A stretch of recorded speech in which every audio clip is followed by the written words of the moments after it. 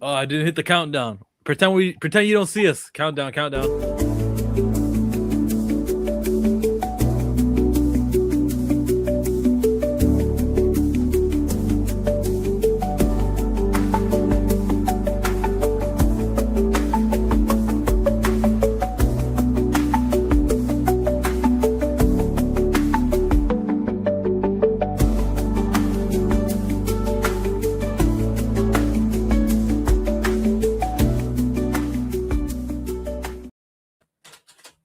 We're live, pal. All right, let's get to the bottom of this thing. We got some recast Tchalla news to hit up on. Damson Idris was hit with those. What brand is it? The glasses with the camera on it.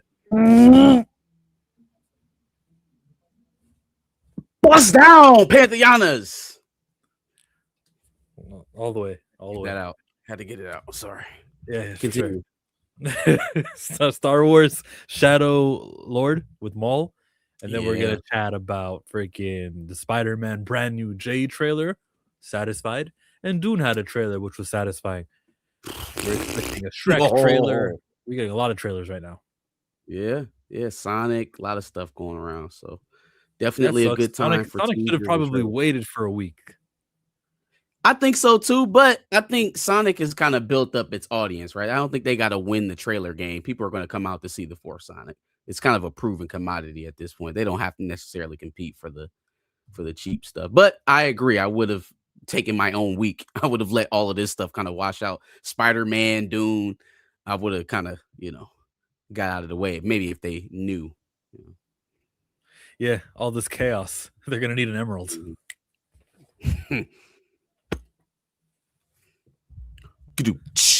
Thank you. Hello, Groovy Fee. Where are we starting?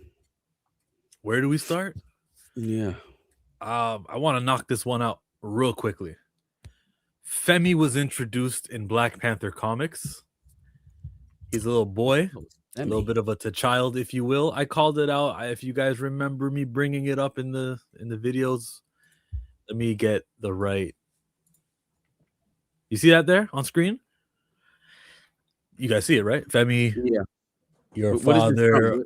What book is this from? This was from Black Panther Intergalactic issue number 4, and that just released yesterday. So he tells Femi, and Shuri, your mind is the finest I know. Will you take him on as a protege, sister? Miss Shuri, I remember what you taught me. We are many and we are one. You and I will devise things no one has ever seen before. What happened in this comic book is the little bastard that they introduced here, and with a dead father, is now part of the Black Panther family. He's the protege of Shuri. They introduced that in a comic book that has low sales that no one's talking about. No one is even upset about this because of how little it is being picked up. So, it's going to go under the radar, but we'll talk about it here. This is the child. This is the concept of what they're going for in the movie. Do you have a reaction to that? Because if you think I'm making theories out of nothing, I'm not. Yeah, I mean, so as far as I can see, yeah, I mean, even this representation that they're doing is better than the goddamn, better than the movie. But I think if there's one thing that you can see in the world right now is that when somebody is just dead set on being wrong about something, at a certain point, you just got to let them do it. You gotta concede that they would rather fail than to admit that maybe they're wrong about a direction. And you could that could go to a range of individuals. I'm not pointing at anybody specific, but is he not with Storm in Black Panther Intergalactic? I'm confused. I thought he was, or was that all that was Ultimate? Avengers is where T'Challa and Aurora are on the same team interacting. On the same team. Okay. All right. So who is his mother? Who is this person? Or we don't know. I don't know who this kid's mother was. I just know his dad was a great scientist who worked for the bad guys, and his dad died. And T'Challa's like, all right, cool. I'm gonna take care of you because I'm part of the reason your dad died. Even though this is not even his biological son. That's not his biological son. Oh man, come on, man, throw this shit away. Throw this shit away. Throw that shit away. He's not part of the royal family. This is just like an adopted. This is an orphan. This is like New School Gentle. I'm okay. I'm all right. I'm not paying attention to this. Okay. Not to say that it's not, like you said, a soft introduction of what they may try on the silver screen, but that's why it's not carrying any controversy or weight, is because he's not the blood of T'Challa. The idea behind trying to do that whole switcheroo is, oh well, it's like it's like it's an honoring, like this is the next generation. They pass down the mantle, right? He got it from T'Chaka, and T'Chaka got it from whoever, Azuri, right? So it's only natural that it'll pass. No. That's not even a thing here. This is just a kid. This is just a kid. But I get what you're saying, though. This is definitely in line with what's happening on the silver screen. It's not, more than likely not going to generate any type of reaction either way, because it's a throwaway character. We cut to an interview proving he's not a throwaway character. Like, I wanted it to be a Black Panther book and a Shuri book, like that. At least to me, one of the things I love the most is when they are a brother and sister team who love each other and support each other. Do you know what I mean? Now, was that your idea, or did Marvel tell you, hey, we want you to do a book that has that? No, actually, if I'm being totally transparent, originally it was a Shuri book with just Shuri and Femi. Right, and it was going to be a little bit. I mean, it's nothing new, but like a little lone wolf and cubbish. Oh, and it was going to be like, yes. Oh no, you can let him keep talking for a minute. Her raising him up since he lost his father in the ways of like the mind and the warrior, that kind of thing together. And then we were talking some more and agreeing like that's interesting. But then if T'Challa could be in it too, for sale, then you get to have the whole mix and you get to have more than one story going, So what it was we can't sell a book that's called Shuri and New Kid. So at all. We still got to make it called Black Panther Intergalactic, which is what it was. A cool cover, by the way. Whoever did this, please do not let my anger or criticisms affect that. This is a beautiful looking cover here. I'm not gonna lie to you. Like, I'm a little disappointed by Vic Laval, man. I thought it was a little bit better coming from that direction. But he kind of gave the game away, right? Like, no. To be honest, I pitched a book that didn't have T'Challa in it at all. So of course you get picked to be the ongoing writer for this book. Of course your book stays on the shelf, right? To stick with what you're saying. Well, no. Again, if this is all an idea to introduce the audience to the idea of this, of everything going this way, then of course they're going to pick the guy who has the narrative that matches where they want the story to go. I didn't hear him say I pitched a story where it was going to be a T'Challa-less Black Panther. He said originally that was the idea. Meaning, I'm taking it as it came from higher up, not like he was going, "Let me do this T'Challa-less character." I don't know if he specifically assigned whose idea it was first, but the original idea for the project, whether they birthed it or he birthed it, that unison came out of that agreement of a starting place, right? So of course he got the go ahead. But again, if you are walking in to write a Black Panther book and your idea, like your first notion, is to write it without the Black Panther, it's kind of disqualifying for me. So as a book, I understand why this is not successful. As a sign of things to come, extrapolating out, I don't think this makes it. Even if this book was successful, that does not mean that was then going to translate on to where they eventually wanted to go. So while I'm in lockstep, I think it is another tally on the side of not recasting. I can't give it I can only give it so much weight because it's kind of disqualifying coming from this individual. Yeah. I don't read Marvel comics, haven't in quite some time. But I remember when Wakanda Forever came out, I said this will translate over to the comics. So Here, I'll spoil the last page for you. You don't need to read it. You just got to look at this. There's a version of the Black Panther who is a spider. There's the Juggernaut version up there. There's a Green Goblin version of Black Panther. I think there's an Emma Frost somewhere in here too. A Dr. Octopus.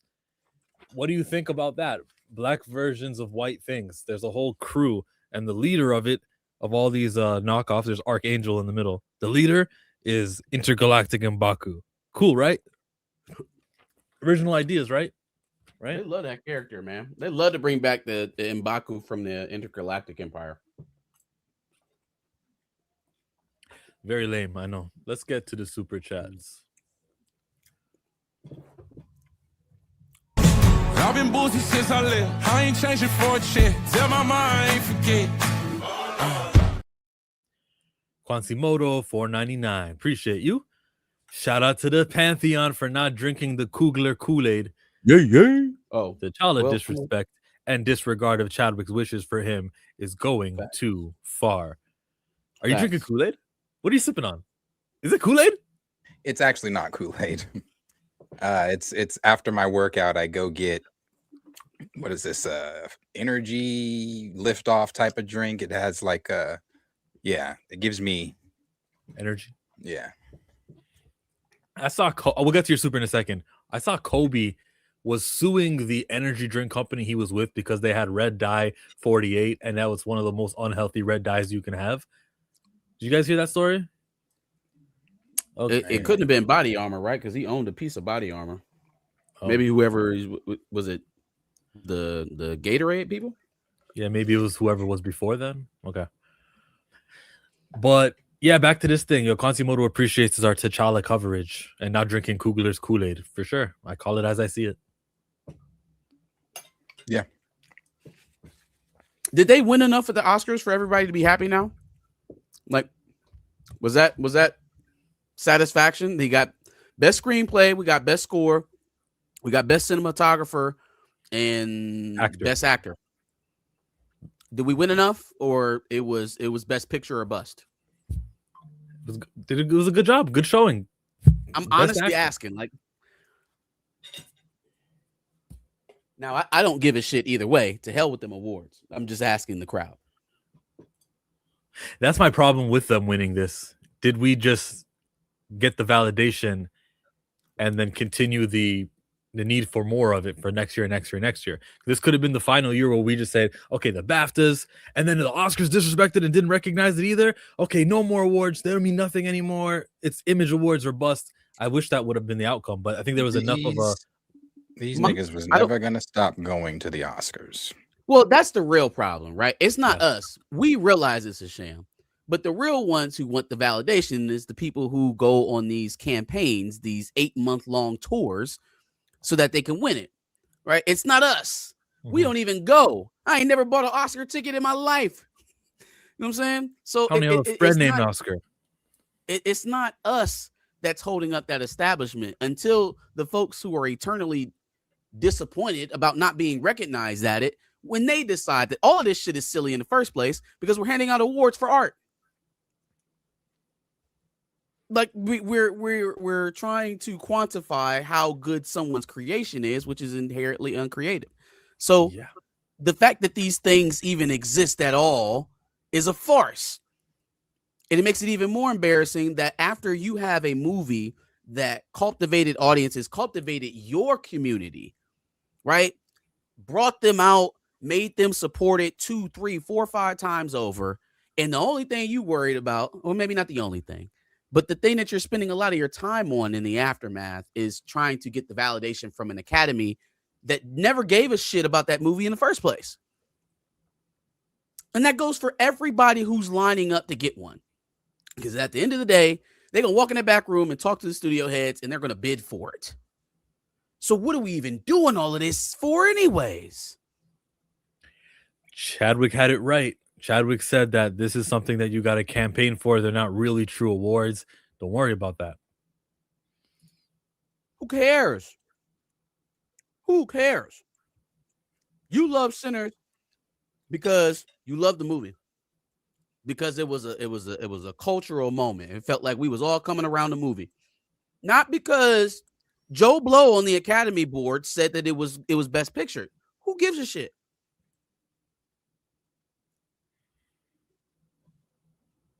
Where you guys want to go next?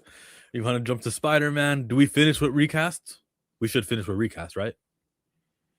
If we're staying on that, then you might as well go to that Damson thing. Okay.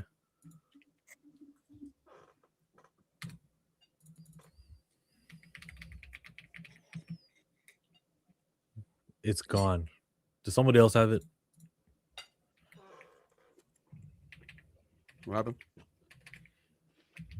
I saw it once. I saw it on Look in it's in our chat. Okay, I gotta log in and everything. You're not logged to the Twitter?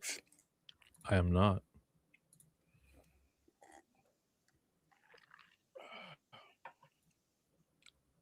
I think we may be making a little bit much out of this one. I mean, not that I don't think that he's the leading candidate, but somebody walk up to you and hand you some shit to sign. If you're nice enough to sign it, I don't think he's paying that much attention. There was a little comment at the end, but I don't know. Yeah, no, I agree. I just don't think he's I don't know if you saw what I said the other day. It's not me. I wish I would have said this yesterday or the last time we talked about this. I wish I would have said this Monday. It's not that I'm not still rooting for Damson. I mean, I would prefer that he's playing T'Challa. I know he's not, but it's not that I'm not rooting for him still. He was still in my top 3 to get the role. However, I still stand by what I said Monday. I don't believe, especially after listening to what Aldous had said. Man. Yeah, that was great. That boy hit it out the park, didn't he? That was great. That was even better than the carpet answer he gave 2-3 weeks ago. I know, and I said this last week or Monday, Damson's not, he doesn't publicly have the role, so maybe some of you might be thinking he can't publicly talk about it like that. I disagree. I have not seen Damson come at the role with the energy that Aldous comes at the role with. And from that conclusion, I'm sorry, you might be saying this a little, maybe I'm judging too early because he doesn't have the role first officially, but I think it's just because I don't think he cares. He didn't give a fuck like that. We all been sitting here saying rumor wise and speculation wise, oh no, it's because Damson sees it. Damson knows about Recast. Damson just off of that base. And we're kind of going off of the one answer he gave Sister Girl on the podcast 2-3 years ago. I don't think Damson really, and even the speculation we had about, oh, he's behind the scenes negotiating a better deal. He doesn't want to be Kid. He wants to be this. I don't think so. I think it was just I'm not trying to do this cameo thing. I kind of want to be in this world. I want to paycheck. Now maybe that doesn't even matter after his answer that he gave a couple days ago about Children's Blood and Bone. He said that's for us. He said that's going to blow us away. Yeah. And if you're getting 2 more of those, maybe the cameo thing, maybe it is just a cameo, because I don't know how his character, because I believe he's playing a Black Panther from maybe a different, it's not T'Challa, but from a different timeline. The same way they're pulling the Fantastic Four from the 60s, they're probably pulling that one right there from a different timeline, different year, all that kind of stuff. But it won't be T'Challa. He'll be named something else. I think it'll be like his grandfather. It could be Azuri. Yeah, I'm turning that down, bro. I'm turning that down. I don't want to be John Krasinski, Fantastic Four, Reed Richards. Like, although that was my pick to be Reed, I don't want that to be my legacy, like in Marvel. Like, right? One and done, throwaway character. And again, man, these people have eyes. They have eyes. They see Angela Bassett. They see Lawrence Fishburne. They see, Giancarlo Esposito. They can see just like we can. And so, like, just the trust that some random ass grandpa from a throwaway universe that's gonna blow up by the end of the movie, you know what I mean, with my ass in it. There's the disconnect for me. what the fuck is the negotiations about if we're still talking about random character and throwaway universe? What could the negotiations be? Like, right. And I don't know if it's a thing where it's like I don't know. I don't know. However, I just don't. Where I was going with it was I don't believe Damson cares about it the way we care about it. I think he probably understands the role as far as like it's important, it's culturally. I mean, he gave that answer. I keep forgetting her name on Sway the in the morning. No, it wasn't Sway. It was on that. it was Karen Hunter. Yes. Yeah. The answer he gave about this, so he understands about the culture and all that kind of stuff. I just don't think it's as deep for him, and that's hard. And I guess I don't know, because it's deep for him he gets it on the blood and bone level because he said this is for us. I don't know. I think when he's identifying children of blood and bone, children of the blood and bone is black all the way up into the production, right? All the way up into the people paying for the movie. Paramount? I'm saying that's where it stops. Like that's where the Okay. black creative part of it stops. With Black Panther, yeah, it's for us, but it's not wielded by us. Right. And not necessarily wielded for us all the time. And maybe wielded to appease us, for box checking standpoints, but not always truly representative. So I don't know. Maybe okay, then I go back. Blood and bone. Then I go back on what I said. I don't think he gives a damn about it the way we give a damn about it. I think he cares. Nobody it's does. important and da. But I don't think he Aldous does. That's what I'm saying. I'm saying he's not on that. I've not heard him give an answer like that yet. And even if you have the role or not, you can still give an answer like that. No, the Sway video, which I'll play right after this, may satisfy you if you remember it. A little bit, but play it. I remember he's in black, isn't he, in that one?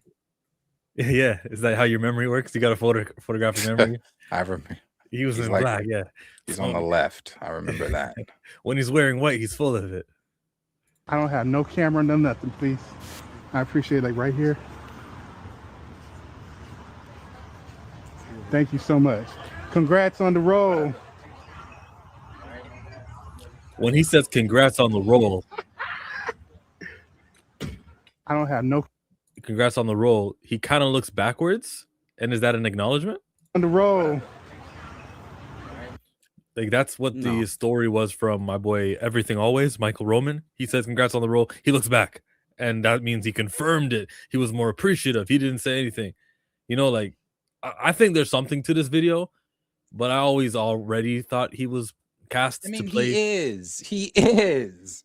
There is literally no one else. I mean, if they brought in someone else as him, it'd be the greatest deception that they've done in a long time. Because he is who they have chosen. He is. I don't know when they chose it though. Who? I remember when he was the Black Panther. No, When he nope, was doing- not the Black Panther. Yeah, not During the the- Black Panther. A Black Panther. You know the saying, yesterday's price is not today's price. Maybe that's the back and forth. It had to do with pricing. It had to do with, I'm a celebrity now. After my Brad Pitt movie, everyone likes me. I'm invited to the Oscars now. I've ascended after TV stardom because he played Franklin in Snowfall. And that may be what the waiting period was, why he wouldn't sign right away, because he knew he could, after the success of F1, which went to movie theaters. Didn't it win an award for like something? Best visuals? After that, he goes, all right, here, let me sign now to play a variant of Black Panther who's not actually T'Challa. I'll find the Damson moments now. Kevin Davis, put the shut to the up. Do that for me. Isn't your country being bombed right now? What are you doing in our chat? Put the shut to the up. Do that for me. Didn't your headquarters where your computer account is get eliminated? You want to know what the difference is between Aldous and I think Damson? I think for Damson, this is kind of like it's a part of what you would want as like your storybook career. You know what I'm saying? It's like one of those milestones. You want to play a leading character in a fantasy franchise, right? For Aldis, I think it's more so of a responsibility for him. It's a job for Aldis. It's more than it's a job for Damson. It's more than a job for Aldis. I think Aldis feels that there's a responsibility outside of just doing it on camera. I think Damson is going to do admirably on whatever it is they cast him as. But as far as trying to carry that weight off the screen, I mean, you kind of only see one of those individuals calling for that, and it's Aldis Hodge. So that's the main difference between those two for me. But I think both of them want it. Yeah, I think he wants it. I just don't think it's like you said. I agree with that statement you said. That's how I'd put it too. Aldis is it's deeper. It's deeper for him. With that last interview he gave, I mean, he really. Shout out to Mello for asking him about this anyway, man. Maybe it's some folks out there is trying to push my boy Aldis. Yeah. That'd be great. You found it? Yeah, I think so. You say we're not all superheroes, but there's been a lot of talk about you potentially playing a multiverse variant of T'Challa. That's my time. Okay, you gotta go. I'm playing. It's been an honor. You have all the time. Well, if that was a possibility, what would stepping into that role mean to you? I mean, it would mean everything, of course. You know, again, it's all about responsibility. But either way, whoever plays that part, if that part even happens, I'm gonna be, in the theaters supporting it. Mm-hmm. I think I knew Chad, so I knew Chad well. He was an icon to us, So just someone like Chad and what he represented, I think it is important that essence carries on, and I think that's what he would want as well. Absolutely. He was amazing, man. I'd like to just send some love to Chad and the family, man. I look at some of those performances. People talk about Panther, but Chad was an actor. Yeah, bro. Like to get down. Like you really watch that movie. Like this man played James Brown. Yeah. Played it well. Jackie Robinson. Every single performance he put everything into it. It's so important that he's never forgotten. He isn't. But again, the position I'm in today is people like Chad that I'm trying to make proud. I'm trying to carry on with that essence and that responsibility. I love it, man. Damson Idris, man. This dude is touching my heart. I'm about to tear up. Shit. Come on, man. Okay, I'm gonna go to some phone lines. I promise people. No, I feel the same. But it was a good answer. It was a good answer. I bet I feel the same. If I had to compare the two, and there was nothing wrong with what he said. Nothing at all. It just still feels like when it comes to because he even says it. He respects Chadwick more for what he did. He did as a thespian. He respects the work Chadwick put in Hollywood, which is we all do. Right? Aldis Hodge is looking at more so the persona, how it reached the masses and what that did for people's consciousness. That's what Aldis Hodge is addressing. And so it's just different perspectives, slightly different perspectives. I think they both realize that it comes with a lot of weight and responsibility. But in terms of acknowledging, what it means off the screen to be Black Panther, I think Aldis articulates it a little bit better. Damson Idris mentioning that Chadwick Boseman played more than T'Challa was like a highly skilled answer. He said we're not going to just associate him with one. I'm gonna bring up the Thurgood Marshall and bring up James Brown also. Like that was smart. and Jackie Robinson. Big 3 roles outside T'Challa. All right, I'm done eating. Let's talk. It's not going to be a 3-hour stream today. Nope. Let's knock it out of the park. What else we got? Okay, the next topic Darius sent was Dune. Dune Part 3. The first trailer is here. Hey, I'm gonna play that this week while I'm out. I'm gonna play that song. I'm gonna try to find it. It sounded like it was Timothy. It sounded like it was just him chanting and shit. But what did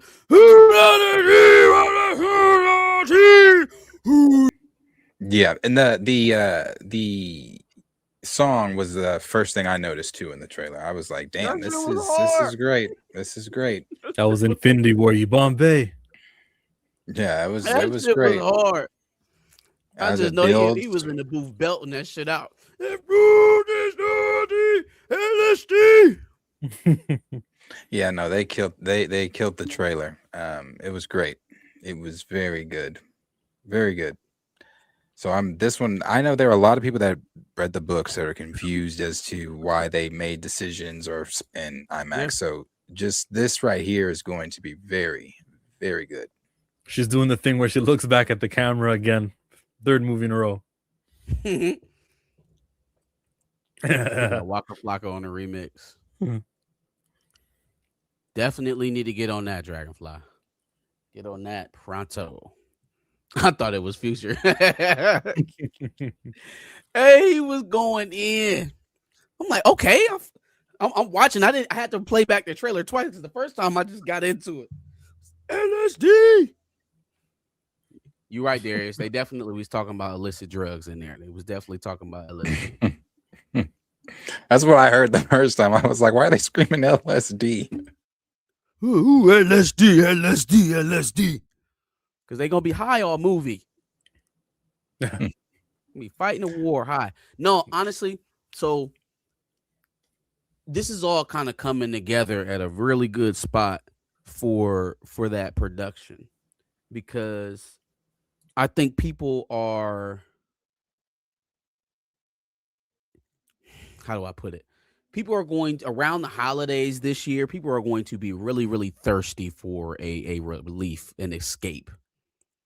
People are going to be like on pins and needles, and I don't know exactly how much of it they'll have to spend, but they will look for some sort of escape. That's what we do as Americans, right? We soothe our pains with entertainment. And so I do think this up and coming holiday movie season is going to be a big getter for a lot of people. Dune is positioned very well with the IMAX stuff to really crack into that market first. They're still not moving their dates. They're not moving, bro. I told you, bro. They ain't worried about that. Look at this trailer. Would you be worried if you had this in the tuck? Wait for Paramount to take ownership and then go, wait, what are we doing? No. We're moving this.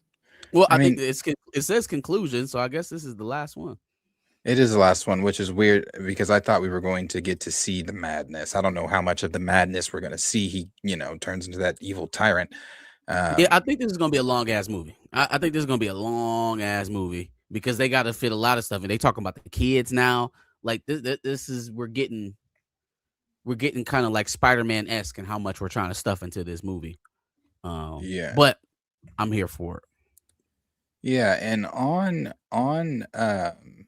Marvel, now this is obviously it doesn't translate to anything until people actually see the real numbers when people go to the theater. But early trackings and insider sources suggest it will still be the highest grossing film of the year. What's that? Doomsday. Oh, I mean, I don't doubt that. I don't doubt it at all. Yeah, so Marvel, that's that, Chill, was that you said they're still not moving? Yeah, Marvel's not going to move because they're not worried about it.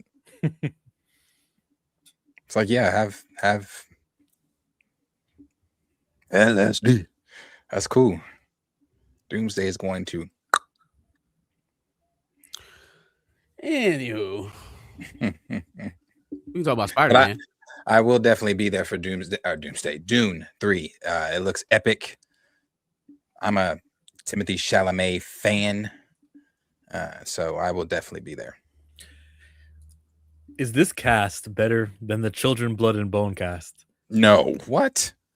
The cast that Damson named off on that interview on the red carpet the other day? Hell no. Anna Taylor-Joy, Robert Pattinson, Anya Taylor-Joy, and Javier Bardem at the bottom of the list. Like this is a stacked list. Okay, now play the video. Play the video of Damson naming off the people that's in Children, Blood, and Bone. A bunch of talented people who don't really star in movies, and they're more so ensemble cast heads. I've seen Robert Pattinson star in stuff. Anya Taylor-Joy, Florence Pugh Zendaya has been a star in things. Jason Momoa's up here too. Yeah, but you're not. I don't know the names that are in that. All the names that are listed, besides you telling me that there are talented people. To I was about to say, it just sound like opportunity to me. To then conclude that these people, that you're telling me the truth. I don't know that these are the people in that. Let's name someone here, and I'll tell you who their equivalent is. Chalamet, Jason Momoa. I'll go for Damson Idris. Zendaya, I'll take Zendaya for, I don't know, Amanda Stenberg? No, I still got Zendaya up. I still don't know who is all in Blood and Bone to compare this. Yeah, we do. Who compares to Viola Davis on this list? Yeah, that's what. Okay, so there's a name right there, but that's what I'm saying. I have a visual list in front of me. I don't have a visual list to then go back and forth with. So yes, let's start with Viola Davis. though. Nan one. I don't think there's a Viola Davis on there. Nan one. I think Zendaya's got more star power than Viola Davis. Viola Davis? Yeah. No, brother. They call her the Black Meryl Streep. Yeah, no. Now she not paid like Meryl Streep, but she don't. Regina King's in it. Okay, this is why I said please play what Damson said with the names so we can compare. You could find it in. I don't have it right in front of me. I don't remember what page it was on, but I remember both are impressive. I just feel that this is way more impressive. This is a little more impressive because I'll take Momoa, cross him off with Idris Elba. I'll take Rebecca Ferguson. Maybe she could be Lashana Lynch. Everyone else though, who really can you equal for Anya Taylor-Joy? Amanda Stenberg? Yeah. I mean, I feel like that's a fair trade-off. I think we got the Hate You Give versus Furiosa. Okay, Idris Elba, Damson Idris, Viola Davis. Idris Elba? It's not an Idris Elba. Well, maybe Momoa. No, Idris Elba up on Momoa, isn't he? Wouldn't you think? Yes, I would say Idris Elba's up in Momoa. Maybe Idris and Javier Bardem are a better comparison. Yeah, that's a better comparison. Leave Cynthia Erivo out of this. I will not be ranking her. Do you think when they do the trailer for Children, Blood, and Bone, they'll do exactly what happened here, where they have names just listed off like it's, oh, look how impressive it is? I mean, they will have that ability. They certainly will. It's star-studded enough to kind of like showcase your casting for sure. Like they're not down. I think from top to bottom, Dune is so impressive because, like Chill said, they have leading actors deep down into their supporting characters. If you look at Children of the Blood and Bone, they have very talented actors, but it's not as many, standout leading actors. Now, with that being said, the top echelon of actors is on Children of the Blood and Bone side because they don't have a Viola Davis. Right. They don't have a Platt. They don't have a I can't say Lashana Lynch. I fuck with Lashana. Yeah, but star power wise, wouldn't say she's that star Florence power Pugh? like that. How do you pronounce Platt's name? So I'm not. What is his name? Toastin Cole? No. 12 Years a Slave. Chiwetel Ejiofor? Yeah, he's a great actor. You kept calling him Platt. I'm like, who the fuck is Platt? I couldn't remember brother's name. Who's he playing? Is he playing the King? Oh, that man Mordo. Idris Elba plays. Oh yeah. He does play Mordo. I'm sorry that performance he gave in Platt, I was like, damn. But yeah, he does play more though. Yeah, no, there's some. Yeah, he's the king. He's the king. Okay. There's some great talent over on this side. Oh no, here comes Eugene. Odyssey has Damon, Holland, Zendaya, Pattinson, Elliot Page, Hathaway, Bernthal, Theron. I don't know who that is. The Odyssey beats Jarvis? everything. Yeah, I was gonna say the has every Odyssey actor in beats Hollywood. that one. I mean, you've Beats both of also got Holland over there. You've got Bernthal over there.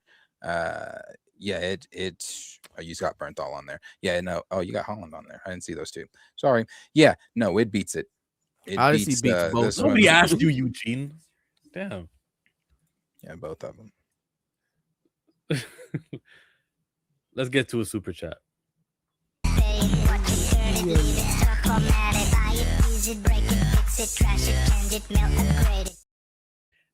Cam, $5. Zendaya with 4 love interests in 2026, all white. I mean, probably 5 with the Odyssey. Just funny to me, haha. That's unbelievable. She married a white guy. Not to say like, that it was like targeted, but I mean, she married a white guy. How do you do 4? Well, it's probably because each movie has a different level of post-production. So she probably shot some big movie a long time ago, like the Odyssey. Hey, man. Zendaya laid this out. Remember, they said, we're going to do this, get pregnant. You won't see us. Then we might be back. I love she that. laid it out. She said after she's done with these next big movie she's doing, she's going to have Tom put a baby in her and she's going to stay home. And she said and Tom, from what I understand, I think he's taking off acting too. They're going to disappear for a little bit. No, I was about to say one of them going back to work. Okay. Yeah, no, one of them Somebody's going back to work. Somebody's going to go back to work soon, but they did say not that they couldn't just retire and live out the rest of their lives with the money that they've already made, but somebody going back to work for sure. Why is Everybody Travis don't forget Travis Scott. Don't forget Travis Odyssey. Scott.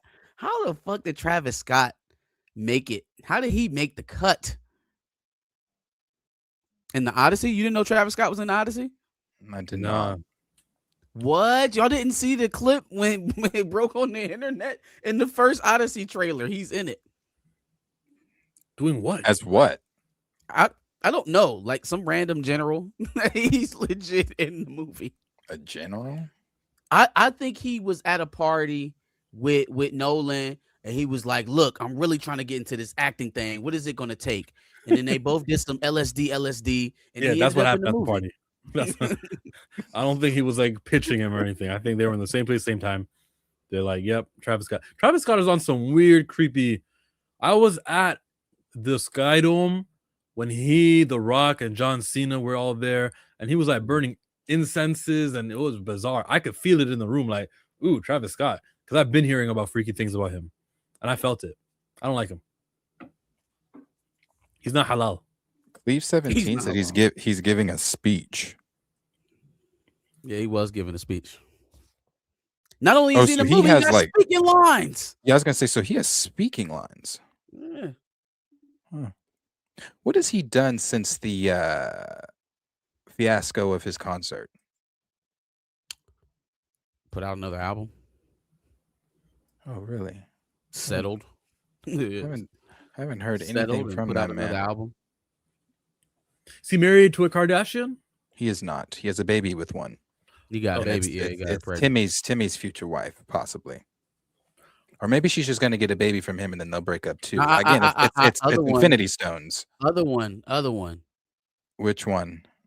So he has a baby with Kylie, and Timothy is with Kendall, right? No. Okay. Timmy's with Kylie, and he has a baby with Kylie. What?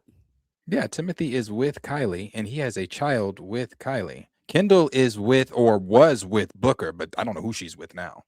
Oh, damn. She just collecting them, huh? I'm telling you, it's Infinity Stones. It's God like damn. Timothy Chalamet and Travis Scott. Eskimo Bros. What is wrong? That is What is wrong with you? So all the money in the world, I mean, millions of opportunities, but like, oh, he had it. So let me go ahead and let me. Ooh, yeah, I like to be up in there. What's wrong with y'all? What was the sniff? What was that? You know what it was. yeah, that's very true. What Tina said too. Yeah, Kendall don't be outside. Kendall, and the oldest, Kim. Courtney, are more so and especially Rob are more so the ones that don't do the limelight shit. That's the other ones. Somebody's keeping up with the Kardashians. Oh, for a very long time. I do keep up with the Kardashians. I don't understand why they stopped keeping up with the Kardashians just to reboot the show to call it the Kardashians and do the exact same thing. But yeah, I keep watched it. I didn't watch it season 1, but I remember by the time I started watching, there were like 5-6 seasons in, and I was like, oh, cool, it's just a reality show. I know her, she's famous. And I keep up because they're dumb funny. Like it's like the stuff that they say. Okay, this is an old episode, but when Chris said, "Oh, I forgot I had this this big ass house. I forgot I had this house." Like, okay, yeah, me too. Yeah, I'd be forgetting I have houses and shit too. Damn, I had almost forgot she had a baby by Tyga. Who is it? Forget which one has the kid by Tyga? Isn't it?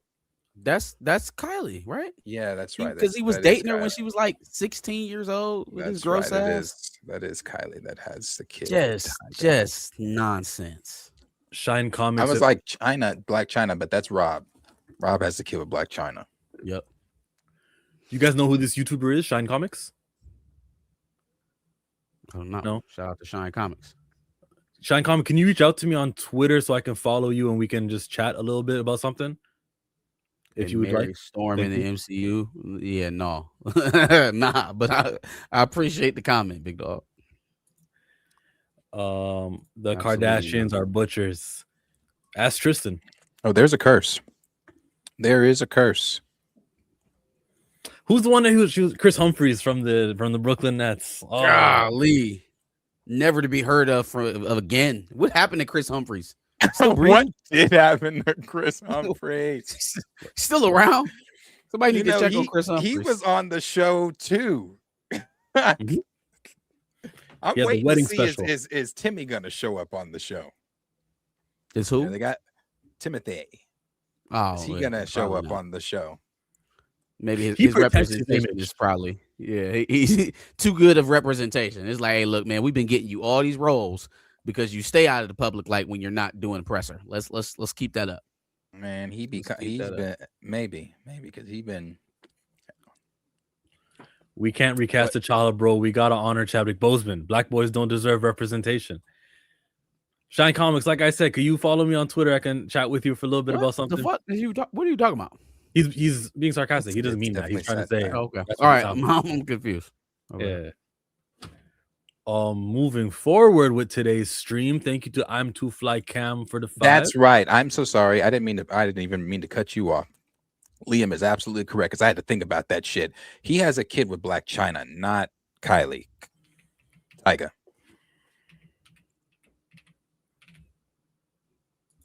But yes, super. Mm-hmm.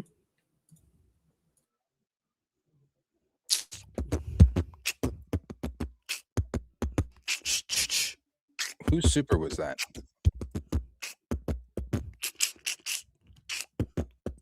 I am Too Fly. I am Too Fly Cam Z for. Oh yeah.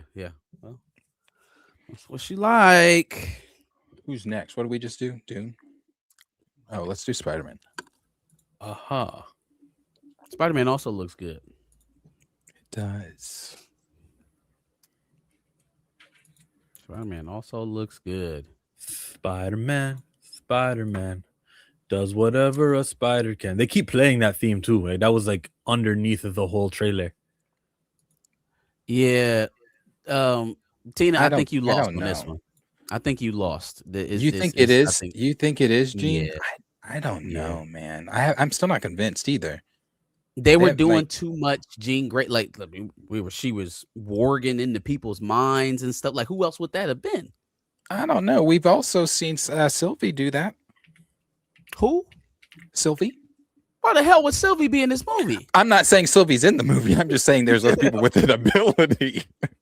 I'm just saying, like, it feels like Jean Grey. It feels like that's what they're priming for. She's third on the listing. Maybe there's still a chance out there she's Typhoid Mary and they absolutely phone this one in, but I don't think so. I think they're going to dip their toe into the mutants in a Spider-Man movie, which is surprising because Sony, at the same time that they fail miserably, right, with their own creations, they continue to show you how much value they hold in just holding a property like Spider-Man. Because they're literally printing gold, and somebody else is going to make the movie for you. Like, the MCU has an intrinsic interest in how well Spider-Man does, and so they will do their best to make $1 billion film for you each and every time. If you would just have the wherewithal to cross-pollinate the stuff that you plan to make money out of after Spider-Man premieres into these movies, then you'd be setting yourself up for huge successes. But they were so, at least from the Pascal reign, they were so tunnel visioned on, oh no, that's mine, even Spider-Man is mine, that they didn't see what they had. Right?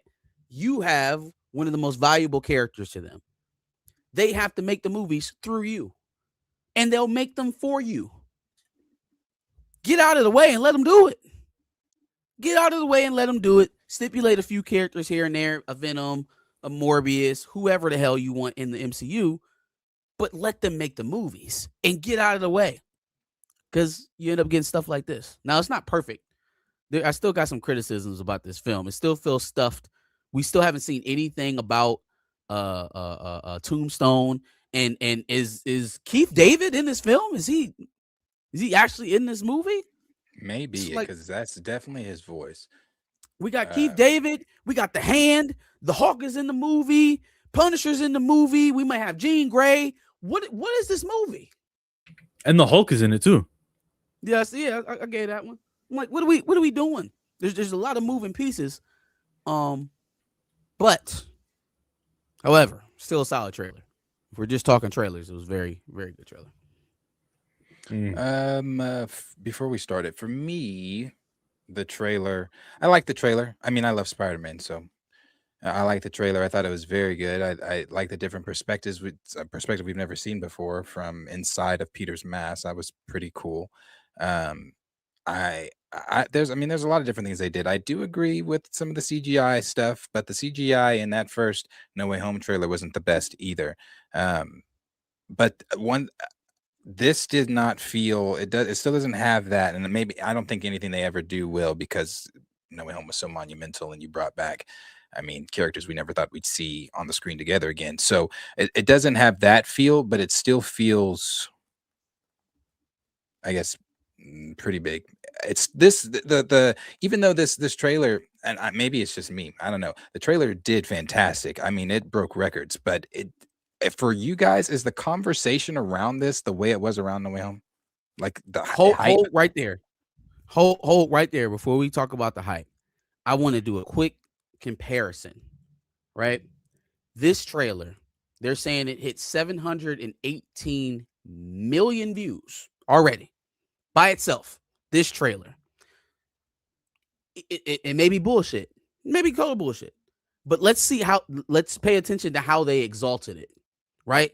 Immediately today when the trailer dropped, as compared to the Doomsday pre-prepared promo videos and shit that they put out there. All four of them combined got nowhere near 700 million views across all socials. And they took them weeks to even start talking about the over 1 billion view, which didn't happen. So like, even if we're attributing, or we're accounting for the fact that they exaggerate these things, Spider-Man is in so much better shape going into that film than we are going into Doomsday. Absolutely. Honestly, I don't know if I can hold that down, that prediction. that Doomsday is going to out earn Spider-Man. I can. Spider-Man has been the consistent $1 billion earner. Doomsday's I don't gonna know, man. It's gonna I out don't know. Spider-Man. I don't know. You don't know. Yesterday, my bad. Yesterday. Yeah, Doomsday's gonna be. I again.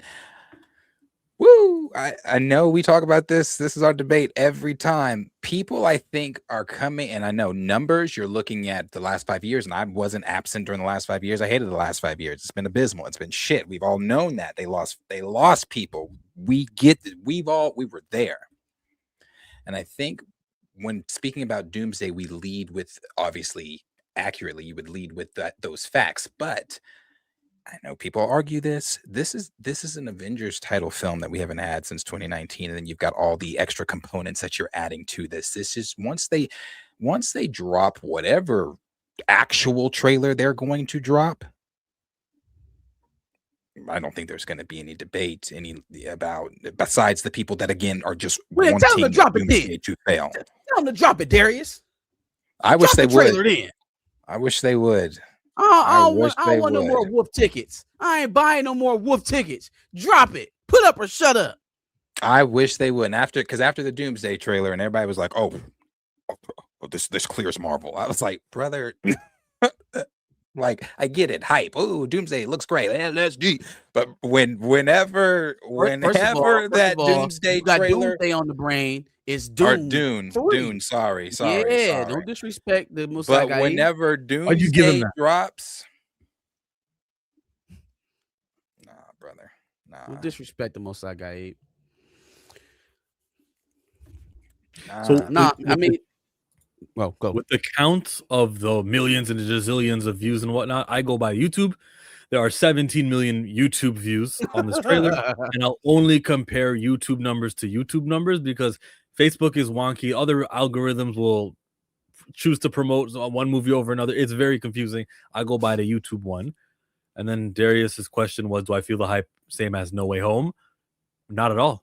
I think No Way Home had more going for it 4 months before the movie. Yeah. Also, like I said before, I even said that, like, it had things going on in that we never thought we'd see on screen. So yeah. But I'm excited for this. Let's see that trailer though. Okay. Who's your favorite Spider-Man? Tom is number one if you ask me.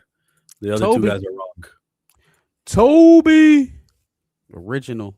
But then you kind of got to give respect to Tom of being the first guy to make it to a fourth movie. So I respect that. But Toby will always be my guy. Well, not only that, Tom is also part of a cinematic universe. Facts.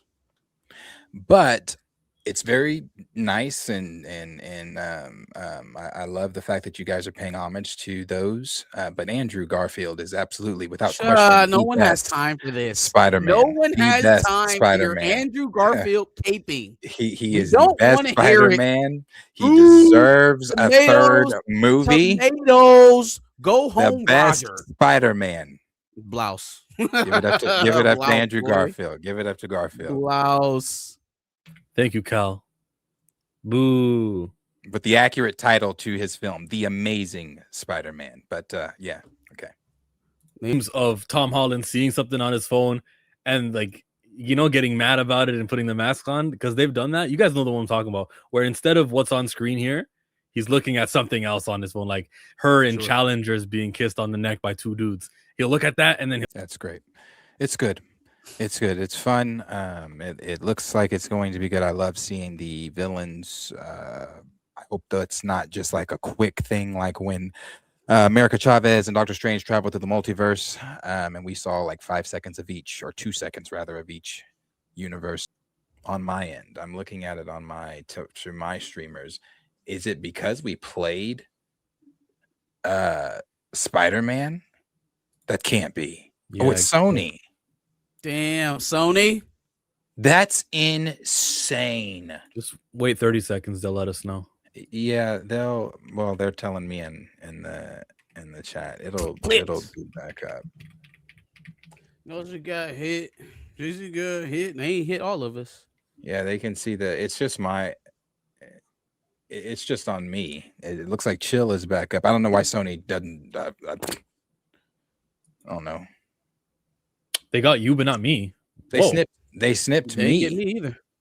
I'm still snipped. going on my end. The fuck did I do to Sony? Because I haven't. Yeah, that makes it feel like it's a manual removal. Then, if that happens, It's not I the Dune nicknamed him trailer. Randy It Mouse. wasn't. It wasn't WB. Mhm. The fact that I'm still down is quite frustrating.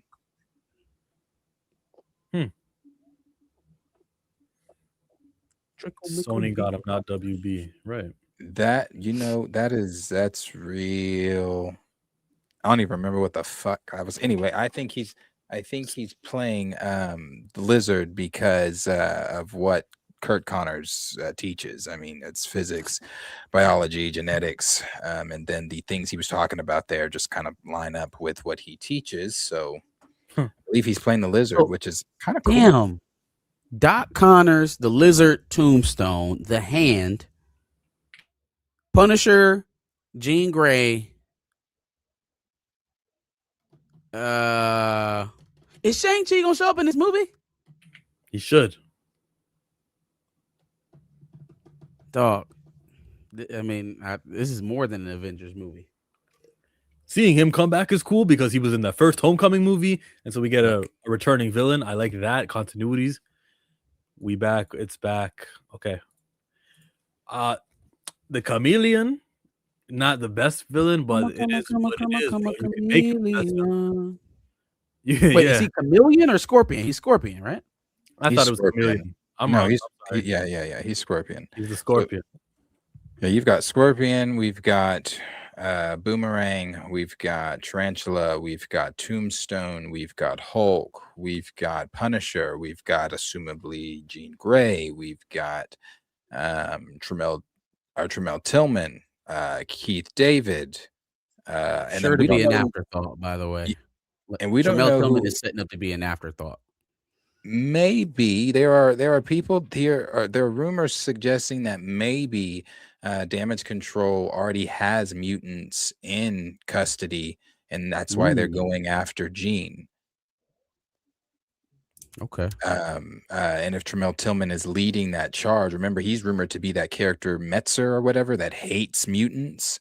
So if he's leading that charge, then they've already got mutants and or whatever. So that's just a rumor. That's nothing out there for real. But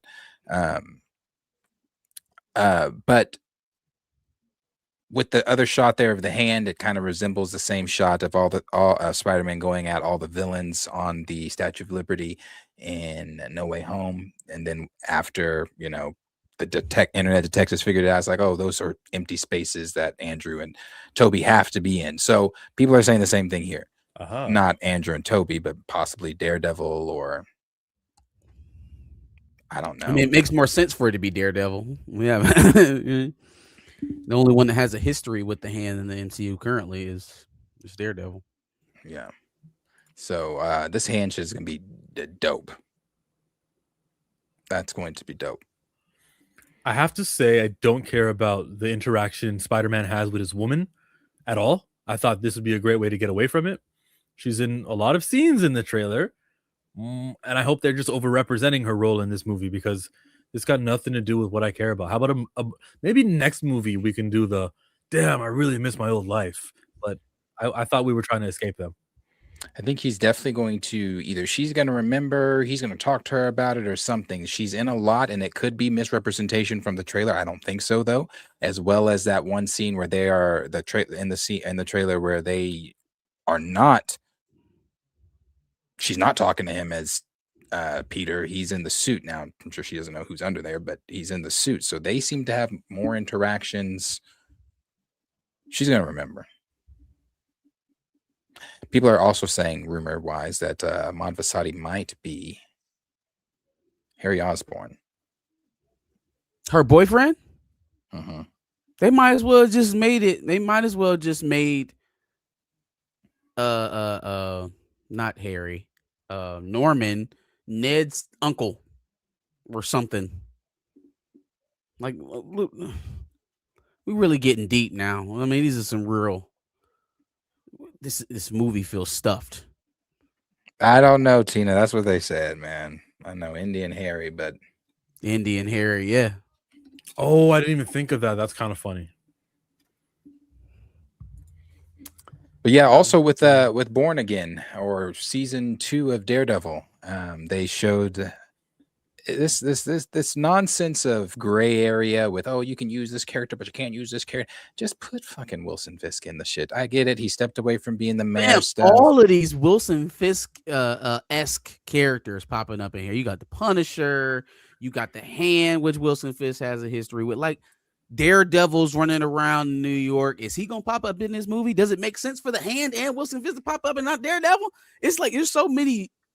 But you also There's have so his many advisor, that assistant lady, that black lady that was his assistant during the show. yeah. She was handing Spider-Man the key to the city. Mm-hmm. So it's like, but so it's like, so with that, if Fisk was so against vigilantes, does this mean that he has let that go? Is he not doing public appearances as mayor? Is he still mayor, or is she mayor now? I don't know. I also didn't finish Born Again, but I just wish they just put him in it. Mm-hmm. Highlight of the trailer, seeing him, but don't tell me he goes, oh yeah, okay, across the hall, Keith David is Dr. Connors and he'll help you out. I hope he's in it for more. I hope I see the Green Hulk show up too. They say he might do something dangerous. Yeah, we'll in see. this movie. Spider-Man refers to Punisher. Oh, by the way, this isn't the mayor, right? This isn't Kingpin, so something maybe have been spoiled from Daredevil. But then who says the mayor isn't off camera, right? How do we know this isn't someone who's also receiving the key on the same day as Spider-Man? And hey, you take a photo because you saved the day and you paid for it. Like, we don't know if that means Kingpin isn't mayor anymore. They're wrapping up the Fisk mayor storyline because it's too close to Trump and ICE. I'm sorry. Yeah, right. That's They better ridiculous. not. That's They ridiculous. better not. That's ridiculous. And then wrap it up where? In season 2 of Daredevil? Yeah. That's ridiculous. I mean, that would essentially kill the whole Devil's Reign arc that we were talking about, and then potentially going down the road. Which, I mean, the project certainly suggests that's what they're doing, but maybe Tina says the creator said so. That's ridiculous. He said that out loud, like he told people that out loud. Yeah. He wants the viewership. He wants everyone to watch. He wants to get the good, positive press that we've shifted. We're accommodating to you guys now. Come to our see our movies. That's not good buzz. That's likely to make people not watch it. Which people are not going to watch it? You think that person who's offended and anti-Trump is really going to say, "Fine, I'm not going to shell out"? I want to put an end to this myth right now. I want to put a myth that there is this wave of ultra right-wing conservative viewers that can turn the tide of your project. It doesn't exist. Doesn't exist. You want to know why? Because those ultra right-wing conservative opinions are not popular. Some of the people who even support them publicly do not support them. So it's not, there is no tangible way to ignite the rah-rah, super duper conservative crowd, because it's only really half of what you think it is. And even only half of those people will contribute towards it. So like this idea that, let's feign concern towards the MAGites, the 34% of the electorate that still wants to be around this individual, like that's going to make us some money. I just point to movies like Twister, movies like Top Gun Maverick. But I don't think that was an ultra conservative movie. I just think it was a movie. I think it was a movie about a fighter pilot that people had nostalgia connected to. The fact that it was war propaganda is coincidental, because I mean, as much as Top Gun Maverick was war propaganda, so is stuff like the Avengers. Right? Like anytime you see some sort of extraordinary military feat within the film, it's war propaganda. So why would we give Top Gun Maverick the crown of conservatism and not anything else that shows that type of propaganda? I just think it's ridiculous, because it's like, these are stories. It it is simply it's fiction, it's fantasy. I mean, he's not Trump. The police detachment force is not ICE. There are no vigilantes dressing up in the real world as superheroes. This is off. So I hate when they, because it's fiction. It's not real. It's not fucking real. And I don't give a fuck who's like, oh, this is this. I might turn this fictional Daredevil show off because it's too close to Trump and ICE. What? And also, right? Like, you're right. It's not really Trump, but even in the comparison that it is, right? You kind of reveal yourself when you're preemptively kind of like changing it to fit their sensibilities. So people, when they're watching the project, it's naturally going to feel lesser. Like, you can't hide that. They know when you're trying to pull back from things in the narrative. They know when you're shortchanging a message, right? As evident as Falcon and the Winter Soldier. When you're tiptoeing into some of these issues, what am I looking for? What's the word I'm looking for? Genuineness, right? Authenticity. That's the word I was looking for. You're looking for genuine authenticity. Yeah, people want that when you're speaking to them about their issues. And so especially that those communities that you're quote unquote representing are going to want to hear certain things to show that you're in alignment.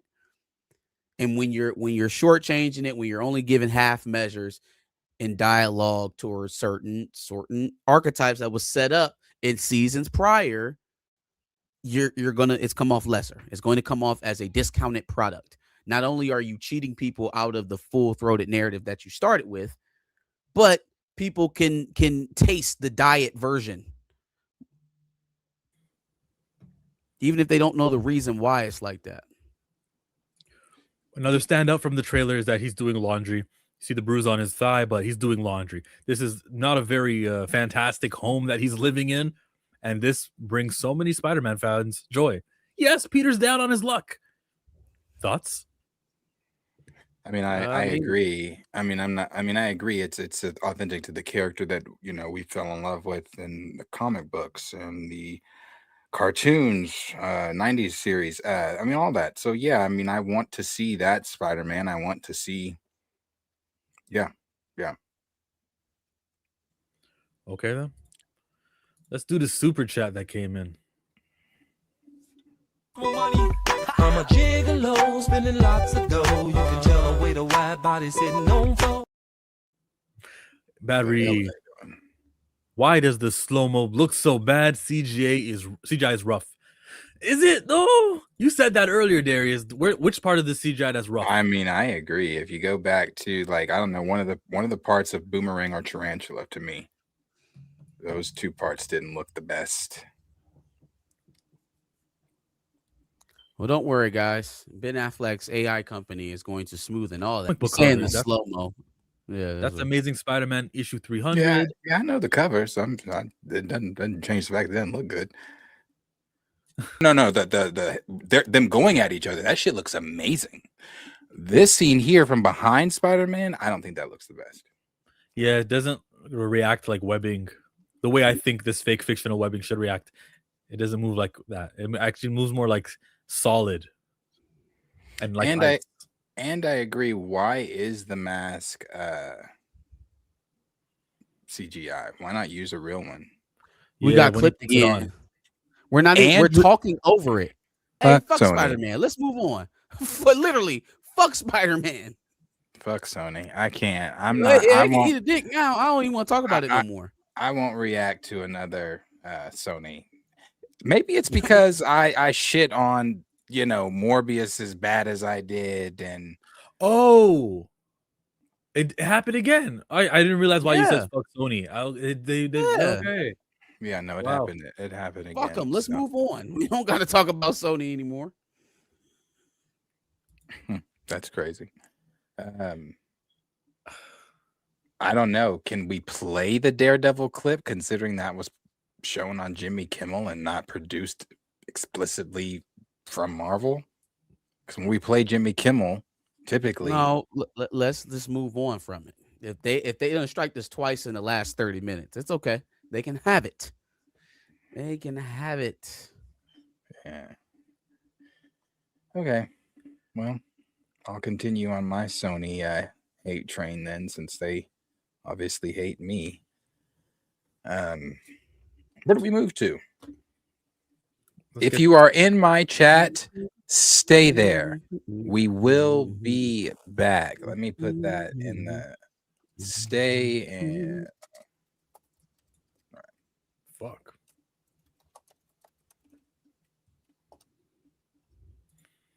That's probably why D Morbius. Yeah. oh, as I did that, we came back. So we're back. Okay, then let's go to a super chat before we move on.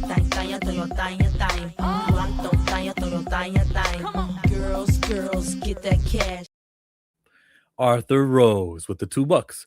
The webs in his room didn't come from his hands. He was wearing the web shooter thing a couple of times in that movie trailer, but when he's hanging off shirtless, which that was his hands, yeah. Yeah, I don't know if he was wearing. People who are mad about that are going to be mad. Yeah, because it looks like the scoopers got that shit wrong. It's not a dream sequence. That looks like that is actually happening.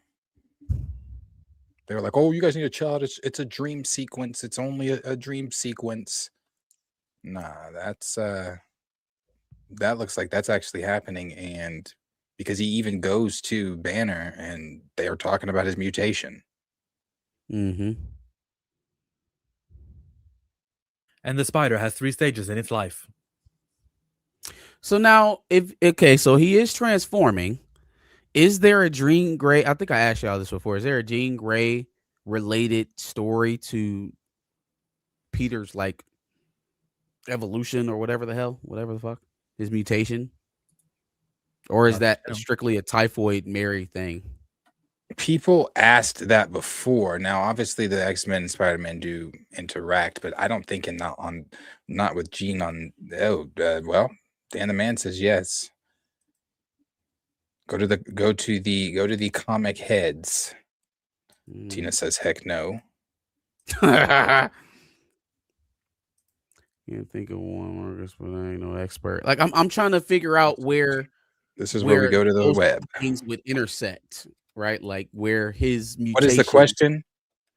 So, is there a story that connects Jean Grey to Spider-Man with also him having a mutation at the time?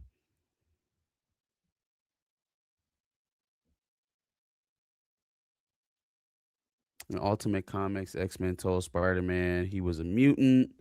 But he didn't fuck with that. Okay. He was like, yeah, nah, I'm cool. y'all get massacred like every 5 years. I'm cool. Right. Okay, this is what the AI overview is saying. While there is no single canon Marvel comic story that directly links Jean Grey to the creation of Spider-Man's mutation, and he is a mutant accidentally empowered rather than born mutant, X-Gene, they have connected in several storylines regarding the stability of his powers. Then it goes in to say the other crossovers, 2005-2006, while Jean Grey was dead during this storyline. I don't think that has anything to do with that. So the main answer up there is no, there is not a single canon Marvel comic. Yeah. So they may be piecing some stuff together here, so which is, makes it even more difficult to try to break down what they're doing. I think it's Jean Grey. I think at this point, if it's not Jean Grey, it's going to be a bit of a letdown to people. So I think that's where they're headed with it. Now, the interesting part is going to be, why the fuck are we still talking about Spider-Man? How did that happen? I don't even. How the hell? I'm about to get into a whole diatribe. How did we get back onto them? Oh shit! I don't know. Oh, it was the super chat. Yeah, it was super paying chat. customers. Appreciate the super chat. It was a super chat from Arthur. And like you said, there's a Daredevil clip, but I mean, why would we? It's got the ABC logo. It aired on Jimmy Kimmel. Why would we play this? Don't even fuck around. What were you gonna say? About what? Gina said, "Hold up, audience missed half the show." I mean, I did lose 10 people during that, so it was cool. It was a good trailer. I think that Sadie Sink is playing Jean Grey. I don't really know what the story is going to be because, you know, it seems like there's a lot of other stuff going on, but that's where I'm at with it. Okay. we shall see. And I wonder, I mean, if she's not, just wonder what are people going to say? I think it's going to be a letdown. If she's not Jean Grey, people are going to be pissed. She's got to be Jean Grey. I mean, there's no other character that she could be playing like Typhoid Mary that would make sense in Secret Wars. Okay. Or any of the others that they've named for her to be. One thing I do know about that movie is that anything related to Doomsday will be in a mid or post-credit scene. They don't have any room in this movie for any other type of incursion multiverse nonsense. They got too many characters floating around to have any time to be promoting the next project. If they're smart. Now they you know, they love to promote the next thing in their movies, but we'll see. Another super chat. Homeboy, man up. I'm a real get money, ball stand up. You see it with the kid. You know what it is. Right wing is very popular. That's a wild take, to be honest. Who said right wing is very popular? To who? It's popular to who? I could tell you that there are people who live in affordable states or outside the major cities who happen to lean to voting to the Trump, who happen to have views, who may be interested in hearing that Disney's stepping away from some of the messaging that they were on. And those people are more inclined with their extra money to spend on movie tickets. I can tell you that. I didn't call it popular. So, the context of what we were talking about was whether or not the creator for Daredevil was going to be moving away from the Devil's Reign arc with Wilson Fisk because it's too similar to what's going on with Trump right now in the United States. And so to that, my point was that it's the grass isn't greener where the Trump folks are at. Okay. So when I'm talking about whether or not conservatism or right wing is popular, I'm talking about the most hard on about that stuff. I'm talking about the people who are going to be upset with the fact that there's a likeness of Trump happening in some television show, right? Those people, again, according to polling, are about 34% of the electorate. So I would call that pretty much a majority against. Doesn't sound popular to me. We could also just talk about conservative policies or lack thereof, or conservative politicians outside of Trump. Give me another popular politician here who's an ultra right guy, right? That doesn't believe in, you know, universal health care or anti-regime change war or anything like that. Who's popular? Is Lindsey Graham popular? Is Mitch McConnell popular? Thomas Massey. Would you call? Yeah, but see, Thomas Massey is not an ultra right wing nut. What about Chris Christie? He's a conservative, but he's not a nut. Is Chris Christie popular? Well, yeah, Not a sure. politician. I was about to say not a politician, but I'll give you Charlie Kirk if that's your argument. If you want to hang your hat on Charlie Kirk, we can. But I've never seen Charlie Kirk win an election, so.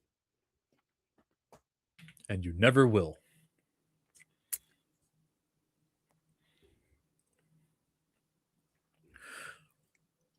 Let's go to. I saw another one of those. One of what? What Chill just did. I saw another one. That he's been real quiet on the war.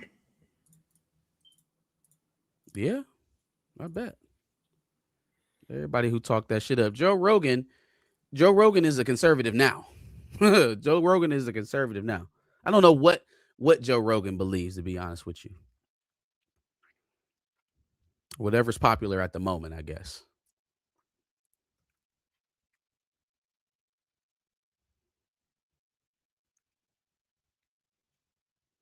You're muted, Chill. These guys are starring in an action comedy Ride or Die. The feature project centers on robbery detective Martin Banks, a consummate professional, and narcotics detective and unapologetic butt kicker Tammy Moore. Sparks and bullets fly when these opposites are partnered to track down $1 billion cache of deadly opioids stolen from the vault of a multinational pharmaceutical company that threatened to flood the streets of Chicago. Okay. Is there an age difference here? You know, I feel thought like the there's a bit of an same age thing difference. when I saw that. I was like, huh. Like he's Huh. he's at least like maybe like 10 years older than Kiki. Because I'm thinking young Marlon Wayans. That's we talking about early 90s. But Kiki Palmer was like early 2000s. She's 32. He's 53. There we go. I knew it. Okay, I was about to say it had to have been so their love interest, or they It's 'cause that said Netflix romantic show. comedy. It's that new Netflix show that's on new Netflix reality show, Age of Attraction, where you try to guess. They go on a date. No, ain't nobody got time for that. That's what this is. It's literally what this sounds like. It sounds like that show, but in a movie form. 20 years is egregious. It feels a little off. It's better than Boosters. Did you see Sean? Sean shaved his head too. They're all Oh yeah, he looked like Keenan. yeah. He looked like their older brother. Yeah. Definitely looks different. His mom and dad are swimming for your part. It happens. It does. It definitely does. 24 years. Woof. Woof. Nah, I'm checking for Boosters. Chill. Well, there's a better concept. We got a detective and we got a consummate professional. I'm taking drugs off the streets. All these opioids need to go. Okay, let's do it. I hope they win. I hope the end of the movie ends with the good guys having one over on the bad guys. Let's root for some white villains. Yeah. Marlon's doing a lot as far as movies right now. You know, he's doing this one. He did state after stating on Kai that he was not going to do a sequel to White Chicks because of the makeup stuff, blah, blah, blah. Recently said if Scary Movie 6 does good, and it is, they're doing White Chicks too. No, man, do something else. But can you do a White Chicks 2? I mean, I guess you can. It just I've said I don't know if you can make that movie today because White Chicks is No, hell no. Not like you made it back then. You can't. All right, then don't do a White Chicks 2. Because why does there need to be a White Chicks 2? Like I feel like we asked this question about things like Coming to America or Happy Gilmore. Like, why did those films need sequels? And then we get them, and it's like, this wasn't what we actually wanted from this. Like, this isn't like the first one. So, like, why even ruin it? You hope for it to be like the first one. Obviously, there's still the chance they can fumble it, but I will root for the Boondocks' new season because I expect the Boondocks quality, even though it may not. I still haven't seen Coming to America too. I don't want to. I had after I saw the trailers, I was like, I don't think so. But with a White Chick, because that's one of my favorite. I think it is my favorite Wayne's film. But I don't know, man. If you can just, I guess, go into it not giving a fuck about what the outside is going to think and do it that same way, then yeah, because that shit's hilarious. But if it's going to not be like that, then nah, just don't do it.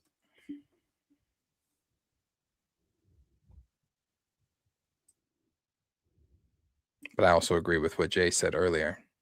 Palmer has not been anything that's been good or like highly successful. Good. I thought Nope was at least good. Yeah.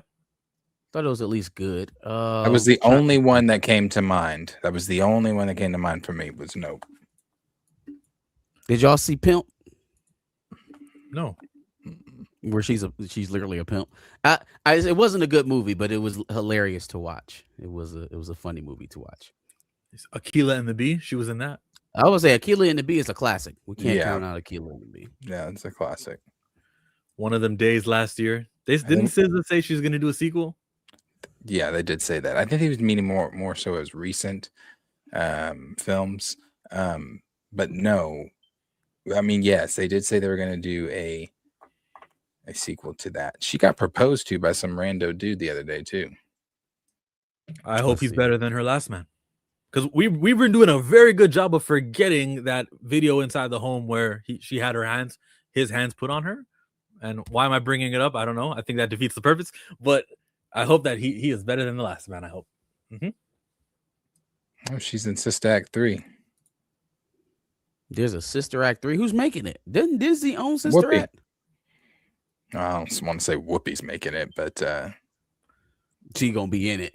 yeah, she's in it. She's in it. They brought back her and the what was the sister in the first one that had the small voice when she spoke, but ended up being the best singer on the group. Oh yeah, the redhead. Yeah, she's in it. I think they got the nuns that are still living. I think they got back. I was about to say the one, the oldest one. The Lord rest her soul, but I don't think she probably with us anymore. Just recast. Tyler Perry's not busy. Man, speaking of, did you see his new girlfriend? Is that real or is that an AI picture? Debuted? First of all, who debuts a girlfriend? What is that? Did he post that from his I social guess. media? Yeah, I think that's what they meant by debut. Like he was showing the world. Let me First see. of all, Let me see. announcing your girlfriend in social media is the most woman thing I've ever heard of in my life. It is the most feminine thing I've ever heard of in my life. Hello, people. This is my new lover. We have to make sure that he actually did that. And that's not an AI picture. That ain't real. That was Mario Hampton. Mario Hampton? Shut your ass up. There's nothing on his That's Instagram debuting it. I got no problems with this. It's not real. To people or to social Listen, media? I think I've never announced a new girlfriend on social media. Chill. Look at their lips on this love. picture. This is not real. You said that's love? That's love, man. Can Look you at stop that playing with hug. me? She's got flowers on. He probably paid for it too. He loves the fact that she's willing to be his beard. That's what he loves. He loves the fact that she's available at the moment to take this picture. That's what. Wait a minute. This is not a real picture. This is not. He's not. This is not real. They Are you CGI'd the saying kiss like he didn't actually take this picture, or you're saying the relationship is not real? No, this is AI slop. Oh, it's not. Yeah, no. This did not come from Tyler or his camp or anything That's like why that. she said it's Mario Hampton. They just put Tyler Perry's head on Mario's body. It's real, everybody. Marlo Hampton. Okay. You can tell it's not AI.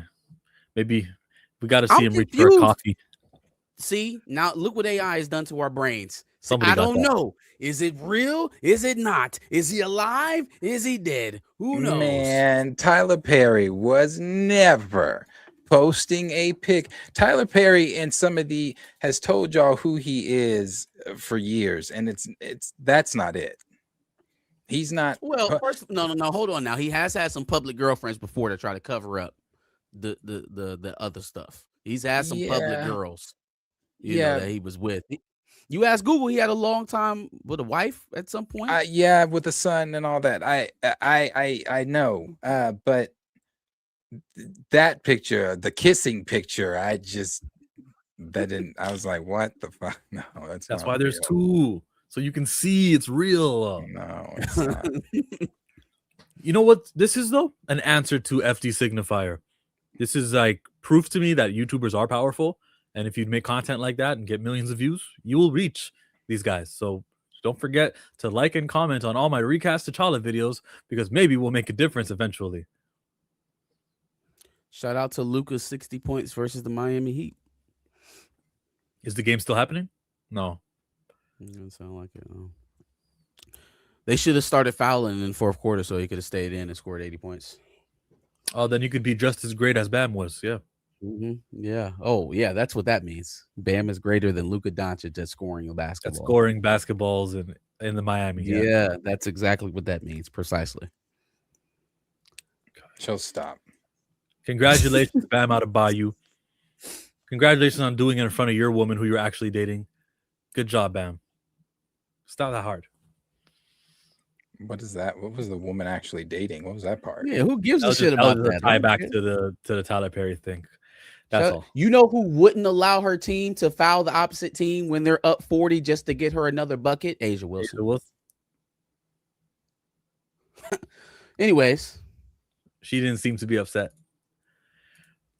We'll try a Disney Pixar trailer next. We hope that they don't flag any of our channels. There's a clip that came out today.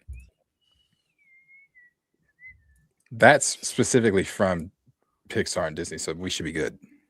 I'm going to have some words with this lily pad and let her know how things are run around here. Try to stay calm, Jesse. Buzz, you know me. I'm the definition of calm. That's not going to work. Looks Make good. sure we keep talking over this, John. Keep talking over. Lily pad. Hi! What the? Sorry, I didn't mean to scare you. Sleep mode, you know? No? Forget it. I was just gonna hop on the charger. Battery could use a little refresh. I want to talk to you, device. Please, call me Lily. Now look here. Me and the toys have been working all summer to try and get Bonnie to make friends with the Jordan twins across the street. Yeah. But then you had to ruin Got it it. with all your stupid... You're not even listening to me. Oh, no, I was listening. I'm always listening. See? Now look here. Me and the toys have been working all summer to try to get Bonnie to make friends with the Jordan twins. No, in Spanish. Con los gemelos Jordan. Al otro lado de la calle, pero luego tuviste que No, arruinar. because of rap. Me and the toys have been working all summer trying to get Bonnie to make friends. dance, honey. Oh, this concerns me ethically. This film is not yet rated. What? This concerns me ethically. Bob Iger would hate this. Well, I love it, and I'll be there day damn one. Yeah, I don't know if I'm that hype about it. I'm still asking myself why we needed another Toy Story, but I'll probably see it at some point. I'm gonna go see this one.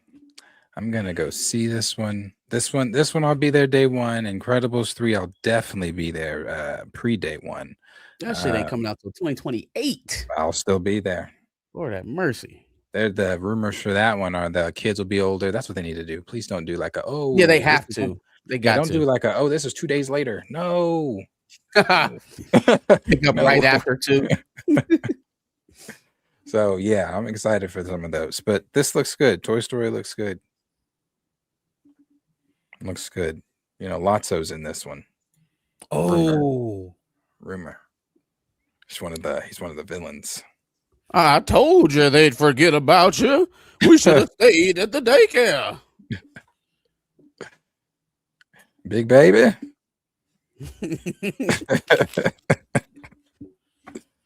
Oh man, that's my favorite one, bro. I love 3. 3 is my favorite one. It could have ended right there. Could have ended with 3.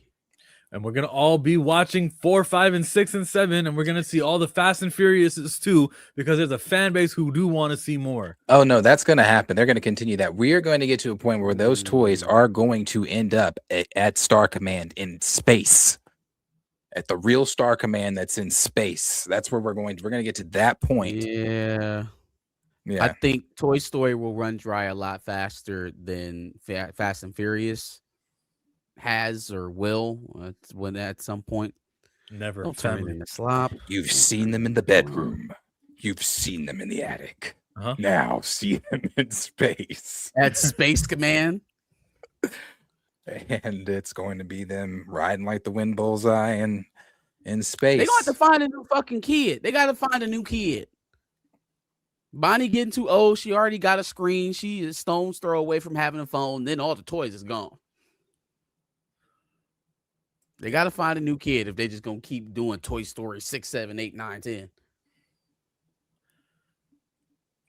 So remember that Pixar video that they liked or they retweeted, one of the two, but somebody was in her car and she's like, you guys want original movies, but then when an original movie comes out, no one watches it. And Pixar had something to say about that on Instagram. I just can't ignore that. It's just true. They're going to return to Disney's Toy Story over and over again, just like they just returned to Monsters Inc. again. Yeah, but they need to change that. It is not 3. They need to change that. Canonically, that's not right. Are you gonna go from working at the monster scare factory to go back to college? Now we're back. So no, they need to change that. But I'm excited for that one too. That's probably not coming till like 2032. We've got a while, right? Ice Age is another franchise, right? Are they done with that? Or oh no, there's a 6, right, coming? Or is there already Man, 6? how much ice has to melt? We so far out of the ice age, like, bro, we are done with the ice age. Old man Go yells see, at people cloud. been What walking else? around at some point. Any other movie franchises you got a problem with? That's the point of the Go see it. franchise. Continue. No. Look, first of all, franchises are not they're not meant to be infinite. Like we don't have to. No, they're not. You want Some Star Wars to franchises end? stop. Okay, what about Back to the Future? All-time great franchise, and it's done. Like we're not tapping back into it. We're not making another one. You They can. don't need to. You can make another Home Alone because you no. can I just have didn't another say- character take place in that world, having the same problems or the same adventure where you go back I in didn't time. say it was Except impossible this guy, to make one.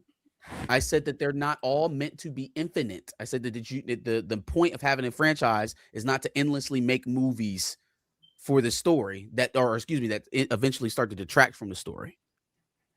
So if it doesn't make sense to have another one, you don't have one unless you're desperate, which is, kind of where we're at right now. Yeah, I know this one. They said Raymond said, yeah, it's coming back. The first 2 were good. Of course, Ice Age is iconic, but I don't remember the rest. I know it's coming back. I just didn't. I forgot because the rumors are the kid from the first one is supposed to be coming back, but older. Because I don't know. To me, I love the first one. I mean, I love the second one too, but the third one, I love all the first 3. I don't really care for the one with Wanda Sykes, or whatever. Oh, we're talking about the Ice Age, fam. I don't Yeah. even know how many Ice Ages there are. I have no there's clue. 5. I think there's 5. Jesus. Or 4. No, I think there's 5. Again, how long does the snow melt? Like, are there Neanderthals running around now? Or Well, there were Neanderthals in the first one. What? We just ain't seen them since the first one. I'm tired of this. Yeah, we just ain't seen them since then. Like at this point, they should be moving in the whole packs of humans. You know what I'm saying? With the sticks and the knives, and they trying to make a wheel, and they discovered fire, like something. introducing the cast of live-action Scooby-Doo. McKenna Grace as Daphne, Tanner Hagen as Shaggy, Abby Ryder for Fortson, and Velma. Abby Ryder Fortson as Velma, Maxwell Jenkins as Fred. I like this. Well, I mean, I don't really know who these people are besides McKenna Grace, but I like Scooby-Doo, and I think the live action Scooby-Doo's that James Gunn, the first one that James Gunn did, I wish he would have gotten to do it the way he wanted to do it. I wish they could do his idea for that he has for a third one. I like the live action Scooby-Doo stuff, and I love the animated Scooby-Doo stuff. Pup Named Scooby-Doo, Where Are You Scooby-Doo, all of it. The animated movies, Zombie Island, great shit. So I'm excited for this. I'll be watching it. I don't care if I don't know who these people are. They look like them, and I want to say that the acting can be accomplished. Like, the casting directors do a good job, usually. Usually they do. 9 out of 10 times they do. Yes, they do. So salute to these people for the opportunity they have to play these characters who are way more popular than the actors themselves. Scooby-Doo sells itself. The dog and how CGI it'll look will sell itself. I still think the CGI on the James Gunn Scooby was great. Still looks good. Still holds up. Where do you know McKenna Grace from? Where is she from? She was in. McKenna's in some movie with Mason Thames. Let me see. Yeah, I don't know any of them, but I mean, it looks pretty accurate. They did a good job of casting. Step She one. is That's in. the aesthetic. That's No right. race swaps. Okay, so she's the girl. She's the girl in Young Sheldon. She's the opposite of Sheldon, the other smart chick in Sheldon that Sheldon can't stand. She's in that. I remember her from that. I didn't watch Handmaid's Tale, but she's in that. She's in Annabelle Comes Home. I have seen that, but I don't remember her in that. This is the one I was talking about with Mason Thames, Regretting You. She's in that. That's the newest movie. Oh, She's in right. Ghostbusters. She's in some Marvel film, Captain Marvel, the first one. She's in the remake Ghostbusters, the Rebirth, not Rebirth, the one with the family with Paul Rudd in it. She is in The Haunting in Hill House. I remember her in that. Great series. If nobody's seen that on Netflix. Ready Player One. Don't remember there, but I don't remember her in Ready Player One. Me either. She's got a good filmography here, though. And this is the biggest role of her life. But she's rumored for something big in Marvel. She's white. It probably is something big. Honestly, the best acting job that's going to happen out of this crew is going to come from Tanner Hagen, or if the show's good, it'll come from Tanner Hagen because he's going to be the one who has to act with the thing that's not there, with the character that's not president or president that's not present. With it being Netflix and them having a legendary race swapping history, I'm concerned that they need someone black. They'll just choose the dog. They'll get someone like Donald Glover to voice the dog, and there it is. But Scooby doesn't have an actual voice, so I don't think they'll cast a real, or a notable actor to voice act it. It'll probably see somebody. They'll get D. Bradley Baker to do it. Yeah, I don't know. I think that this will probably be a blacklist production. I think they'll find a way to keep this one the way that they created it, but maybe, or some of the supporting characters, probably there'll be a random helper or girlfriend. Freddie will be dating a black girl or some shit like that. Kevin Hart will be Scrappy Doo. Right. Hey, Scrappy Doo with a Kevin Hart voice is egregious. Synopsis.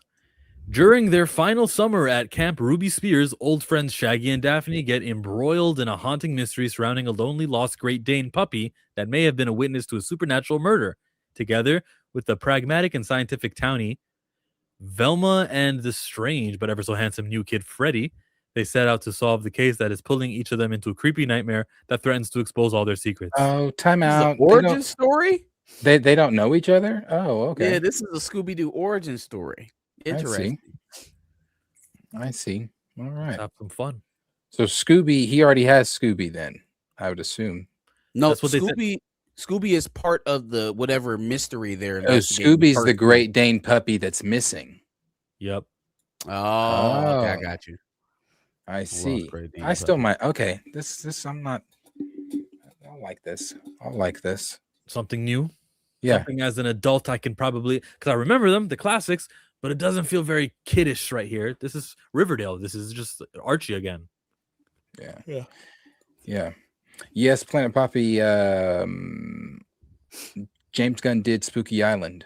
Originally, it was more scary. What he wanted it to be. He wanted it to be a more scary take on. Man, that stuff they put on screen feels perfectly James Gunn to me. I loved it. I love that movie. The second one, it's all right. It's not. James didn't direct that one. So Scooby won't show up until the last episode. No, that doesn't sound like he won't show up to the last episode.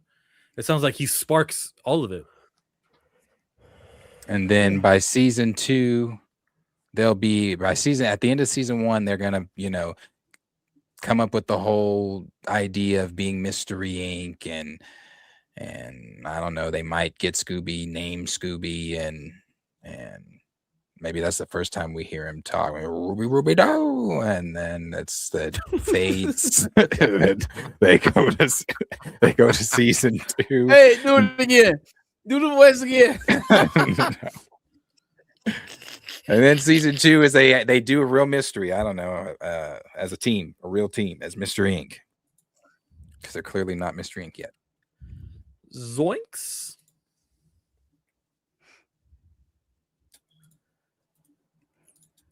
Star Wars. The Maul Shadow Lord TV show have named their episodes. Chapter 1, The Dark Revenge. Sinister Schemes. Whispers in the Unknown. Let me know if any of these have give away a plot. Pride and Vengeance. Inquisition. Night of the Hunted. Call to the Oblivion. The Creeping Fear. Strange Allies. Finale. That Creeping Fear one. Episodes is dope. Glad Yeah, it's amazing. 10. It's amazing. And we get 2 the first, 2 or 3 the first. I think it's 2. No, it's 2 every time. So you're getting 2 episodes every week. Okay. That's fulfilling. Yeah, no, this is gonna be so fun. The Creeping Fear, though, is the episode where I don't want to hype myself up so much and it doesn't happen, but that's the episode where Vader is supposed to show up. And the reason they're saying that is because the Creeping Fear, which unbeknownst to me until this week, was, I guess, the rumored working title for Revenge of the Sith before it was Revenge of the Sith. And then, of course, it obviously became Revenge of the Sith, and they changed it. So they think, a lot of people are thinking that because that episode is called The Creeping Fear, that is the reason that Vader's actually going to be showing up in that. And I definitely believe that well, again, I don't want to hype myself up too up, but all the clues are just there for him to show up in the series. So I need that. I need that. I think that would just take it over the top. For them to have an internet breaking moment like that, first of all, it would be huge for Lucasfilm. Huge. Everybody kind of collectively cheering when Kathleen Kennedy announced her exit. And now, even though there hasn't been a whole lot for us to judge it upon, it just feels like we're kind of suspended right now. We're kind of stuck in place at Lucasfilm. So they need a jolt like this. They need some positive buzz. Yeah. No, this looks like it is going to be extremely fun. So I'm ready for it. Episodes releasing every single week and finishing on May the 4th. That's cool. They used to launch shows.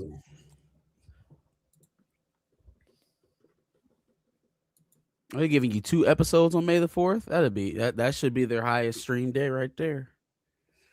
Yeah. Hoping for the best. It says something about a cool Easter egg. There was a connection. The episode titles have been officially released. While all the titles suggest an ominous new Star Wars series is heading our way, one title in particular features a cool deep cut revenge of the Sith. Back in 2004, speculation regarding the title was rampant. Some of the rumored titles included Rise of the Empire and Birth of the Empire. You just said that. Just reading what Darius was talking about. So that's cool. I'm amped. Look at how much good things we have coming in 2026 that we didn't have in 25 or 24 or 23 when we had actors strike and lockdowns and other things affecting our movies. We're kind of good now, and we just have so much things to be happy about now. We all started YouTubing around the same time. We chose a very rough time to get into YouTube for Hollywood, but we're on the up and up now. Let's hope.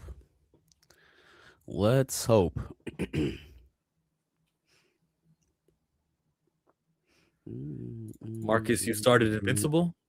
I have. I'm 2 episodes in, and I am pleased so far. I'm 2 episodes in as well. I haven't started the 3rd, but I am very happy with it. It's great. It's been good so far. Very happy with what I'm seeing. Yeah, it's been great so far. My boy Mark has leveled up. For sure. But I Cecil's wish they such would've- Cecil's still pissing me off. He's a fucking moron, right? He's an absolute idiot. He's an idiot. And it was like the most obvious thing that ended up happened. And you like, oh shit, you didn't have no contingencies, nothing. You had absolutely nothing in place for when he woke up. You just hoped that the miles of concrete that was on top of his head would hold him, even after seeing what he did to Mark and Eve. You still believed that something on this planet was going to hold that individual. Just a moron. I agree. But it's been great. It's been great. I think the animation has looked really good on it. I'm liking this Alan Nolan duo going around the galaxy deal. That's great. I also like the complexity. We can't just so I don't get this is Prime. Don't they snipe? I don't know. No, they do. They do because when I have tried to react to Invincible trailers, they have gotten me. Okay. Yeah, I think that well, first of all, I want somebody to explain to me why we white-faced it Oliver. Because at first I was thinking like, all right, well, he might be still in his human costume, so he got to put the paint on or whatever to go out and look normal. Nah, even when he got the suit on now, he's like a pale grape. He was a very deep violet in the first season or the third season, excuse me, season 3.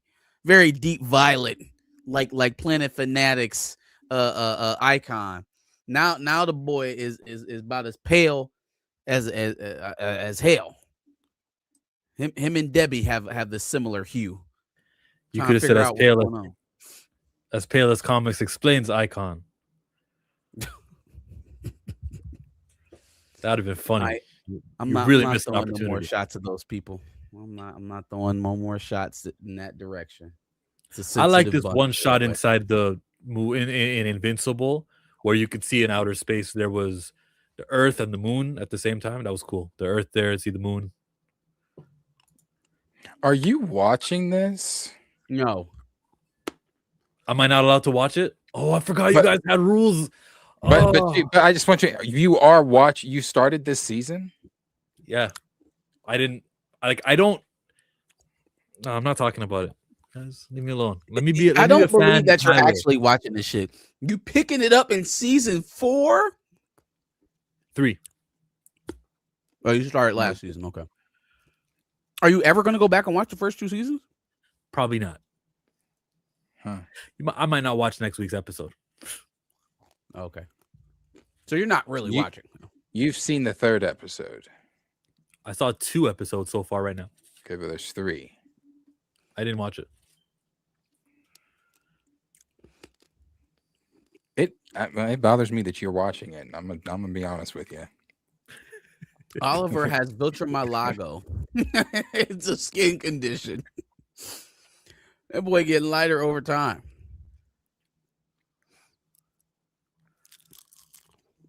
Moving on. Oh, his Viltrumite DNA is taking over. That's a good thought. I didn't think about that. Slowing his aging. Okay, good. That means he's not gonna die in a week. Yeah, he broke right out of that shit too. Like brought the it was so easy.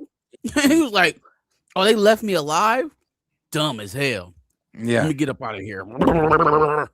I mean, but Donald asked him that at the end of season 3. Do you think this is wise? And he said, didn't he say some dumb shit like, "What other choice do we have?" What the fuck do you mean? Like, what other choice do we have? You could have let him die.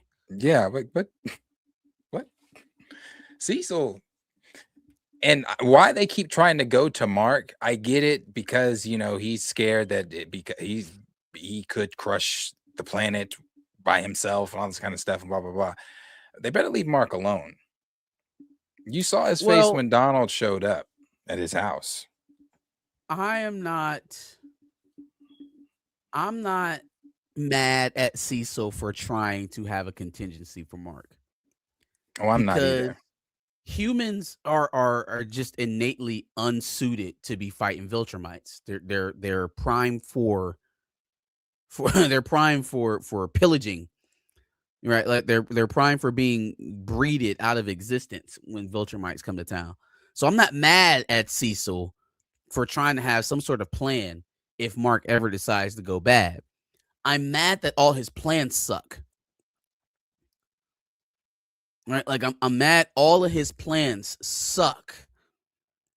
And he keeps keeping lying Conquest to alive. Mark.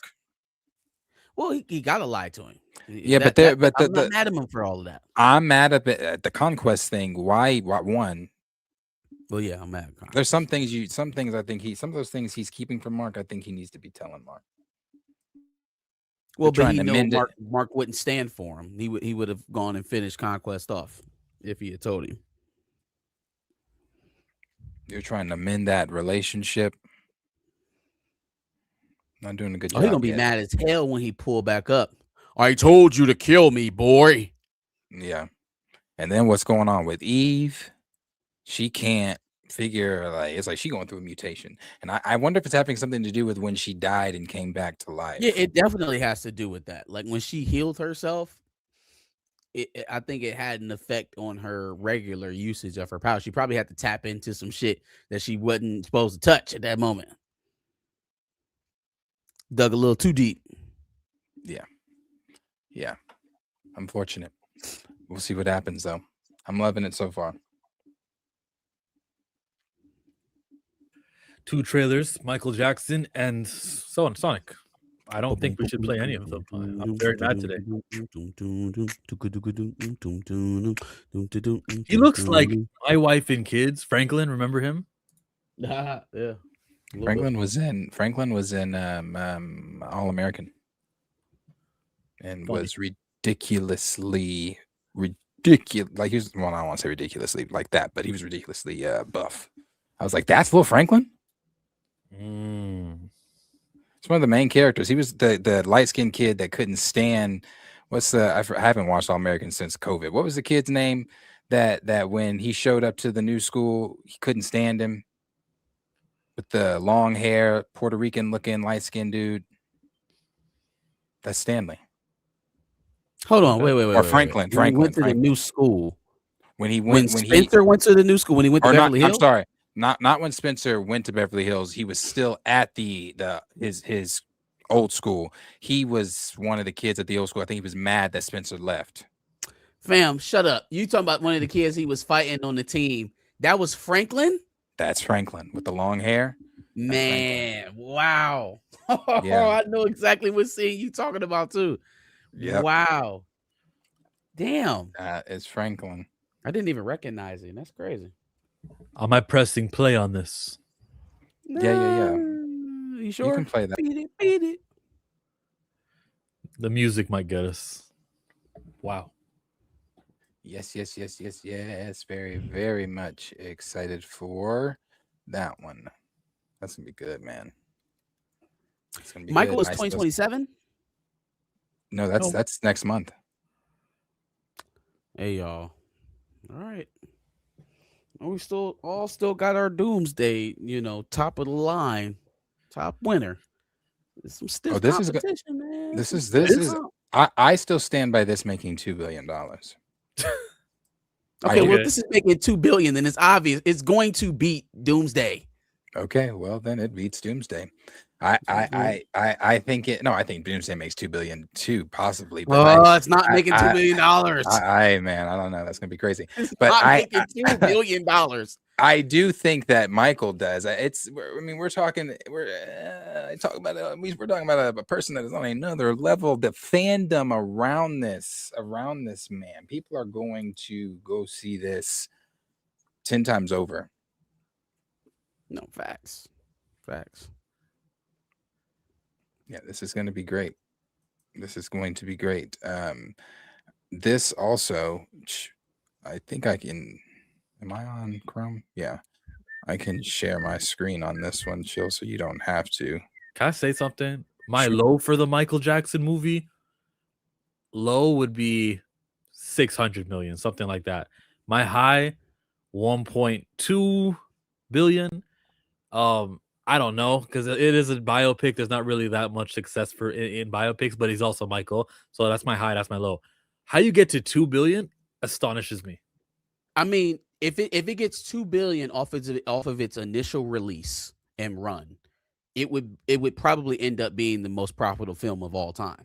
Like just off of its initial theatrical run, it got 2 billion out the gate. We're not talking about re-releases, extended runs, nothing like that, which all would come if it makes that much money. It would be the highest grossing film of all time. Yeah. No, I mean Bohemian Rhapsody got close to that bill, and that was Freddie Mercury, and that's not that's not a slight on Freddie Mercury, but he is no Michael Jackson.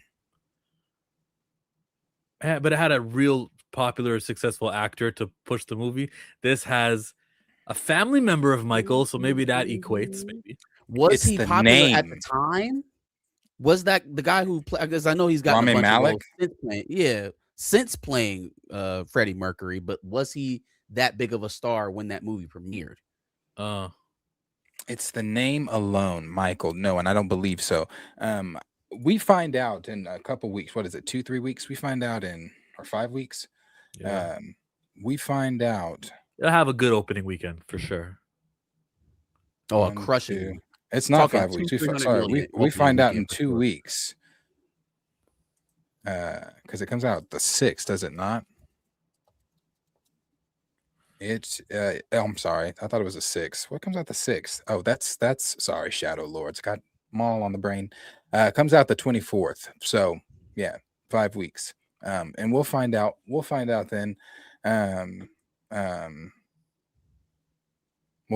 out then. For the naysayers, we'll find out then. What do you think the opening would be to make you go, see, it will reach 2 billion? And I'm talking, I'm not just talking domestically, I'm talking worldwide. Because China's really gonna push that shit over. Watch. Big portion of that's gonna come from China. It's gonna hit 2 billion. It's got to come out the gate 400-500 million worldwide opening weekend. I would give it that. I would give it that. Bait on the name alone. On the name alone. And I'm saying throughout its theatrical run, even if it doesn't hit that 500 bill, were you talking about opening weekend 500 mil? Yeah, we're talking about opening weekend worldwide. Yeah, I don't see the 500 million worldwide on opening weekend or 400 million opening weekend. I'd love to be wrong because it means a successful black movie with a black director, with a black cast, with a black family does well. I'd love to be wrong. I don't see it. Maybe 250 worldwide. We will see. We will see. We will see. We will see. 300. I'm gonna share this though. This is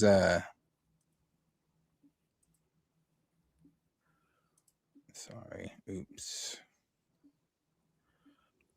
How do I re-add that? Let me do this. Boom. Boom. All right. There it is. These are the popcorn bucket. A popcorn tin of Michael. That is so freaking sick. It is gold inside. Nice. Of course. It is literally Michael's signature freaking pose with the beautiful. That's at least a medium. That's better than some of the other buckets. It's good material. And I completely forgot. This is indeed the seal of the tin. This is a vinyl cover to make sure. Look how freaking cool this is. This is how it looks like now, like a vinyl player with the Michael Billie Jean. Are you kidding me? Now, where can you buy this freaking amazing popcorn tin with the vinyl lid on? Well, apparently it's Cinemark, Regal, Caribbean, Imagine, Flagship, and Malco. And I was told to say it will also be in select theaters as well. Not announcement of that yet, but just stay on your local theater. It might be there as well. Also, I do not have a confirmed price yet because every theater, every country has its own freaking price range. So we do not know yet. But when I have the information, I will make a video about that as well. I have another video coming. This is part 1. Okay, so that was that one. Now, yeah, that's what I'm like, dang, I want to know how much that's going to be because I want that. $75. That's a lot. That's a lot. I didn't, it's a lot, but I do want that. Now this one, the other one, damn, if I can get to it, the other one I do want. This They one. got like Xbox and PlayStation. They got version exclusives for movie theaters. Signature. We indeed have the freaking pose fedora hat, which I posted about a few days ago. It's in my hands now. Let's open it and see how this looks. First of all, this is massive, by the way. It seems to be like 10 inches wide. It actually is way better quality holding it here than it actually looks here as it is. It has indeed the golden display. It is very big. This is obviously a popcorn bucket. Now, the big question is, does it fit in my head? Does it fit in your head? But let's try it out. It does indeed fit in my head. It actually is very, very big. It is indeed, it does seem to be an actual fedora size, maybe even bigger, but it is very sleek. It looks a lot, like I said, it looks a lot better in person. I highly suggest you go buy this. Now, I don't know the price range of this either. We'll get the information about that. Now, where you can buy this hat is indeed in Cinemark, Santikos, Harkins, Caribbean, Imagine, and of course, select theaters. This is really sleek. It is very big. So yeah, that one bothers me because it's beautiful, Michael. It's like the what's it called? The Fantastic Four car, where I thought that one was so dumb because it's like, what? How much popcorn can you fit in that? And that's probably going to be another $65, $70. But I got my Michael shirt that I'm choosing from. I'm going to go in there representing Mike and that $2 billion that it's going to make. Man, glove? You're going to wear a glove to the movie? No, I won't wear a glove, but I'll have my Michael shirt on. You gonna watch the movie with someone named Michael? No. And another thing that this movie has going for it too is I don't know how other people's, but Michael is obviously, as we all know, it's household name, universal, global, all that kind of stuff. My family has a group. Well, we have a group message regardless, but in the group message when the first trailer dropped, that's what everybody was talking about. We are going to see this as as a family. I don't know how many other families and people are making this an event, but again, Michael is a household name. So for those deniers and people that are confused about who Mike is, not you two, again, you will see. You'll see. I like it. And I like that it would happen in April, and maybe this can continue for other movies like Children, Blood and Bone, or whatever Ryan Coogler does next time. Maybe we can continue and we can have the same, the movie, okay, let's go all watch it together. And you say Black Cinema. I want the same thing for the Dakota Incident comic book, where there's a movement online and everyone's talking about, we got to pre-order this thing before March 30th. And then we will always have a Black comic book in DC. So yeah, this is how we get it started. Like powerful movies like this. Shout out to Darius's family. Your mom watches sometimes. Yeah, she watches sometimes. Shout out to Mama Fanatics. My mom. Yeah. It's were we talking about? Michael's available in IMAX and 4DX. 4DX moves, doesn't it? Yeah. So I was getting ready to say I seen a 4DX theater in Cinemark or was it Cinemark or Regal, one of them, and they have those like the side screens, I guess, like it kind of screen goes around you. Sure.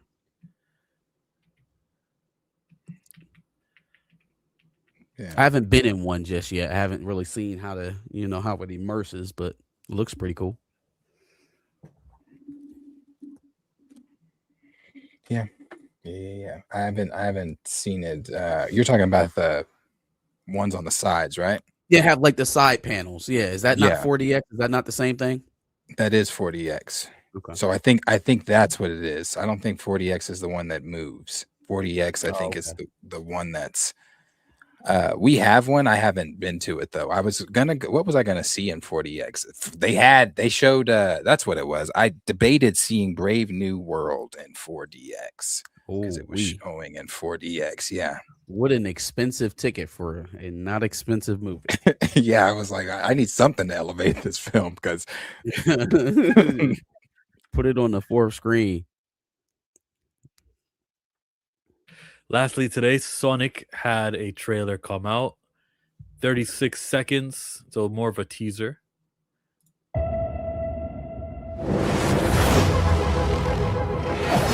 don't know what that is. Right? It's Amy Rose's hammer. You think your world is safe, but your time is about to run out.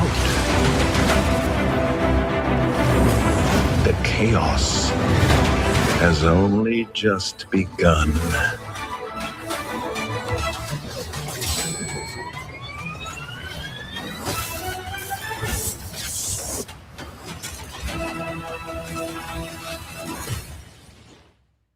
Metal Sonic. So we got a whole year, a 12-month countdown. Why release a trailer a year in advance for a kids movie that we like, but we don't like it that much, where we're counting down Sonic for a year? It was just a teaser. How much did the first two make? Lots, right? Or first three? I mean, they made pretty good money. Yeah, they have a pretty established audience, and I don't think 400 million. Both of them. Yes, and they're all in that neighborhood, yeah. But the third one I think made the most, if not the second. Correct me if I. Sorry, did Shadow have a show? Nah, Knuckles had a TV. Knuckles That's had a what show. it was. Knuckles had. How did that do? I saw nobody talked about that. Yeah. Oh, It was all right. I watched it. I watched it with my son. It was okay. Well, I think that this. I think that the fans that have seen, because I haven't seen either of them, I think we'll love it. I've seen the first one. I haven't seen the second or third.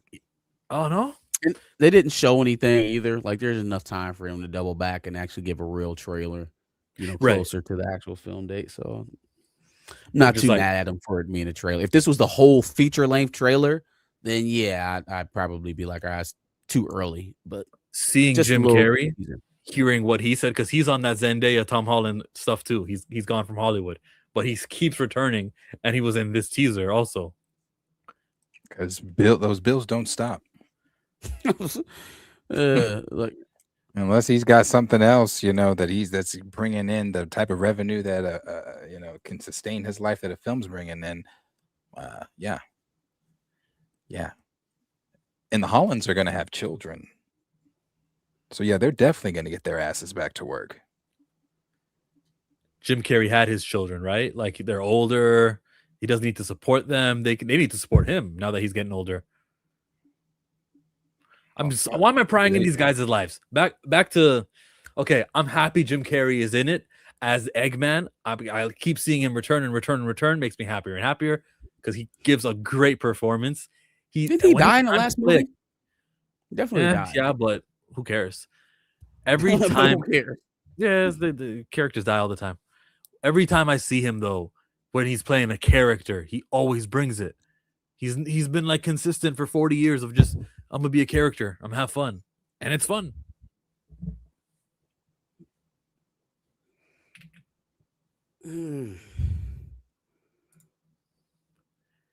James Marsden's in this thing. During the press, they'll be asking him, "Hey, are you gonna be?" Actually, no, that's wrong, because by March 2027, it'll already be passed. Yeah, it'll already be passed.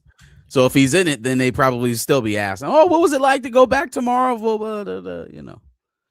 But it won't be as big because they won't be promoting the movie anymore. That only helps Sonic, though, to have your main human actor. He's actually part of Marvel, and he's gonna be all over the place. So now you got this tout like you got a star. When the kids are watching the Doomsday trailer, right before Doomsday, sorry, I should say the Sonic trailer right before Doomsday, they're gonna see James Marsden, and they're gonna say, "What a big deal he is! Pay money again in March." That's how it works. That's how they talk. Yeah. Yeah. James Marston, the big draw. Antika Sumter. We'll give her 2. Antika. Characters do die all the time. Look at T'Challa. Shut up. My T'Challa video, the one that me and Darius did on Afternoon Woke Up, I clipped it up, added edits every time we referenced. Remember when Coogler said, remember when Chaz? And I clipped it up and everything. It performed very well on YouTube. And then on Instagram also, I got lots of likes on it. Very happy. I hope Ryan Coogler sees it. I tagged Proximity Media too. Recast T'Challa. Recast T'Challa. Have y'all? I think that's it, right? Yeah. Question before we. Have y'all seen that debate? The Disney debate that they asked Raven about the Mount Rushmore. Yeah, we talked about it a little bit. Yeah, I disagree with the way that you put it, because if you mean they've got to be foundational, and then you say then that means you have to choose from this time period, fine, got it. But then you started saying Brenda's song, and I'm like, nah, she's not foundational. So like, what's your criteria right now? What I said was, hold on, because he's talking to me now. You were talking, but he's responding to me. Oh, so no, because you did the video on the top 4 Disney. Yeah, I know, but he was talking. Darius was talking. All right, how about we table my thing? No. Go into it. Go into it. All right. So the question was Mount Rushmore, right? Okay. That doesn't mean most popular. It doesn't mean your personal favorite. It is inherently foundational, just like our quote unquote founding fathers, right? So when we're talking about the Disney Channel, who are the individuals who built that channel, who made it popular enough for characters like Zac Efron or Selena Gomez or the Spruce Twins or whoever eventually came after them to thrive? That would have been Lizzie McGuire. That would have been Shia LaBeouf. That would have been Lee Thompson Young. And I mean, Raven's in that conversation as well. But when they started getting into the, Miley Cyrus, Hannah Montana didn't hit Disney Channel until almost like the 2010s. Yeah. Disney Channel was an established channel. What was the first season of Hannah Montana? I don't think the gap between That's So Raven and Hannah Montana. It's not. I think people forget there's literally something called The Sweet Life of Hannah Montana, or That's not a show. Sweet It's Life not of a Hannah show, but Montana is not a show. It's not a show, but it was a crossover. It was a crossover with the Sweet Life boys, the Sprouse twins, Miley Cyrus, and Raven. Hannah Montana started in 2006, right? From 2006 to 2011. And what was Raven? That's So Raven. Raven was like, That's So Raven is 2003 to 2007. That's So Raven was still in the formative years of Disney Channel. In 2003, Disney Channel could have still been a middling cable station. It was shows like Even Stevens. It was shows like Lizzie McGuire and That's So Raven that pushed them to the front of the line in terms of television for children. I agree with that. I just don't know why Raven thinks that. And I agree with what, Raven is one of the staples of Disney. She is the queen, in my opinion, of Disney. That show is bar none to any show that they've produced before or after That's So Raven, in my opinion. Also, I don't know why Raven herself thinks that she is in the class of Shia LaBeouf or in the class of Lizzie McGuire.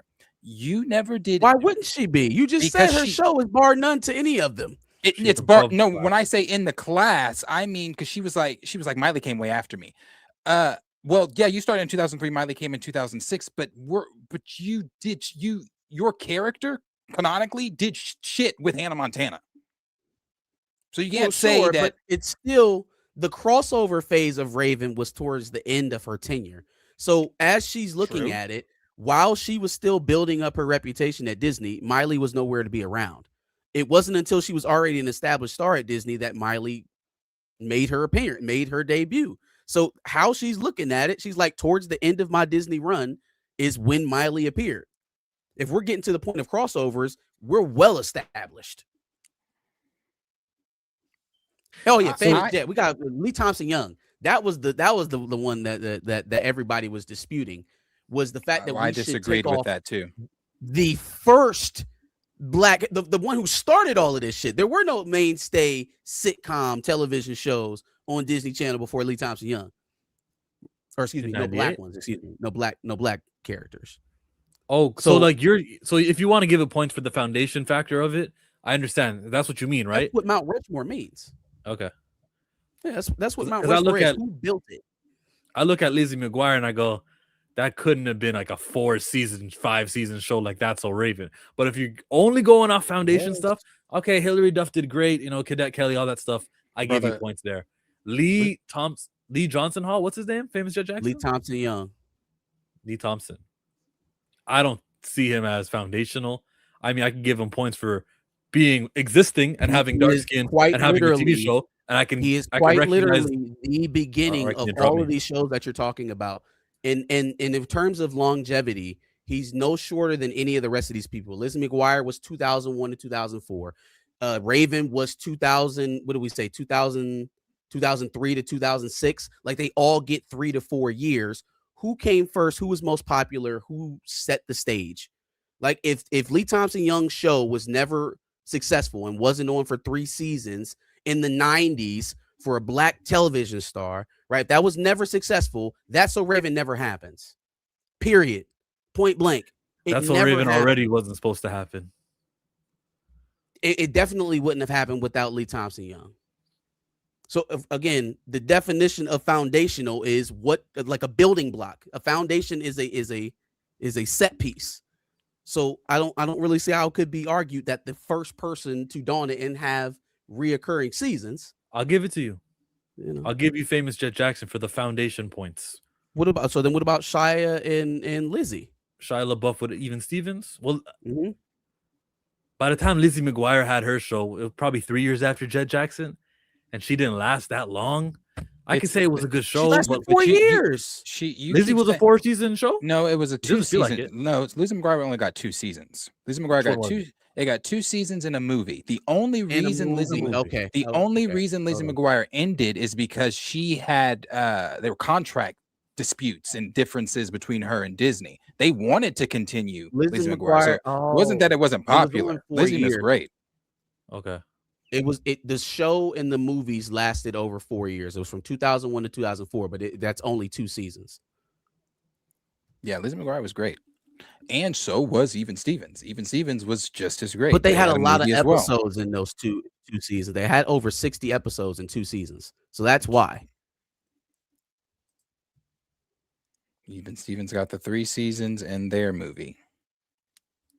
And Shia was great. So I mean, in terms of output, she put out is just as much content as both of those counterparts, as Raven, as Lee Thompson Young, as Shia LaBeouf did in Even Stevens. It just wasn't sprawled out across as many seasons. It was the way the show was set up. I mean, and she went on to do other things too. I mean, she was a reoccurring character in all the Xenons. She was also both Cheetah Girls 1 and 2. She had, during that time of Disney stars doing music videos, she had all those music videos. She had Supernatural. She had the one where she's in the colorful sleeper outfit and all that kind of stuff. Yeah, Raven was that girl for Disney. You forgot Raven's Home. Like, about 5 years ago, they had a TV show where she has kids. Yep, Raven's Home. Yep. Yeah. Yep. That's fine. Raven's number 1. Like, let's forget TV shows. Let's just look at actresses who rep Disney or have the Disney brand on them. Raven is sky high above everybody. More than Zendaya, more than Britney Spears. In terms of like their Disney reputation, yeah, or their like Disney their stuff. overall. Okay, yeah. I mean, I would say so. Yeah, probably Raven. More than I would agree to that. I mean, you got to the episodes of That's So Raven. She was doing things like the dressing up as different characters, or when she did the Country Cousins and she was all of them. The things that some of the episodes were teaching, like even though the episodes with Ben Sturkey are hilarious because he's, the people's reactions and him stinking and stuff like that, but that whole episode where Raven realizes that, oh, I shouldn't be treating him like that just because he stinks, and I mean, there were lessons. There was lessons with the Black History Month stuff. There was lessons with the episode where she had met with all the other psychics and everybody was calling them freaks and stuff. Raven was that show. It was great. Supporting characters like the teacher who used to spit when he spoke, Mr. Lawler. Yeah, Mr. Lawler, that was his people, name? please pay attention, people. Yep, you had Mr. What's Yeah, Stanley? Mr. Lawler. Stanley with the cell phone. Yes, Stanley, the little boy that came in like the later seasons. Yes, you had Beans from Even Stevens. That was one of Corey's friends. Hey, Beans and Even Stevens was hilarious. Underrated character. Bacon, yeah. Underrated too. Twitty. Yeah. Twitty and Connie. Yeah, Twitty and Connie. Orlando should be up there too. Oh, Orlando's up there. He's up there, bro. So I have Orlando and Kyla Pratt kind of in their own subsection since they did stuff with Disney and other kid studios. Like they did stuff with Nickelodeon. They were in movies. So I don't count them necessarily as Disney kids only because they're in so much other things that I remember about them as child stars. Like I almost remember. Oh, I don't know. It's right there. Like, do I remember Orlando Brown more for That's So Raven or Major Payne? That's tough. That's tough because his role in Major Payne was a little bit more iconic for me than Eddie. Because that's how I got introduced to Orlando Brown. But I could see the argument where he did much more. He was there for much longer as Eddie. So, I guess when it's like that, you can't just be an only Disney kid if you're sprawled out in so many different places. And Orlando Brown had music too. And you had the acting from Tanya and Victor, parents there. Great. Yeah. Great from them. Chelsea was great too, man. Chelsea was hilarious. So it was a good Annalisa Vanderpool. It was great. She didn't have songs though. She never turned to music at all. She had one song.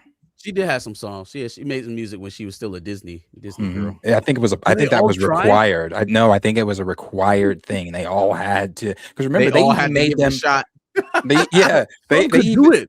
I'm not mad at Demi Lovato. She had a great voice. She has a great voice. Go ahead. Demi Lovato should be highlighted, but what's her name? Annalisa who? What? Annalisa Vanderpool. Annalisa Vanderpool. They remember they made the Disney cast of that time. They would do Disney songs. They did the opening to Lion King. Raven did some. She did a few. Yeah, but I'm talking about they did them all together. The Sweet Life Boys did it. Had a verse in it. Did they rap it? No, they sung. Everybody sung. The Twitty from Even Stevens looked uncomfortable as hell singing, but he sung. They all sung. That used to be commercial breaks. That video would come on of all them singing. Not here, but sure, there.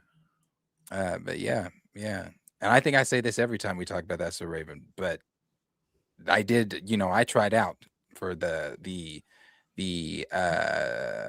musical episode where Paul Abdul was in the episode and the janitor, they all thought that, they knew that some janitor was, they put out a nationwide audition for the hall monitor. You'll get one of these reality shows. You'll get one of these nationwide. I know, right? I know, right? I did Real World too and didn't get that shit. So it's not meant. It's just not Try meant. Love Is Blind, bro. See if they bring it into Tulsa. Love Is Blind, Tulsa. Yeah, see, I'm not in love, and I don't want to go on there and be in love. Well, that's the point. If you're not already in love, then you go find blind love. I don't want to find it. I want to go on a drama show. I want to get a spin-off. That is a drama show. Love Is Blind. But I want like reality, not reality. I'm sorry, like a real world drama. I want a spin-off, like Tiffany Pollard got. Tiffany Pollard got. You got to do a Flavor of Love first. You have I guess that it would be a love show first, and then you got to spin it off. Yeah. So go sign up for Could Have Been Records or something, or no, that's Drewski. Go That sign is up for Drewski. line up for Love Is Blind or some shit like that, and get your feet wet. And then they discover you, and they be like, "Oh yeah, that guy needs a show. He needs his own spinoff." That's how they do The Bachelor and Bachelorette. And so long as you don't beat up your partner, then you get your show continuing, not canceled. That's what I wanted.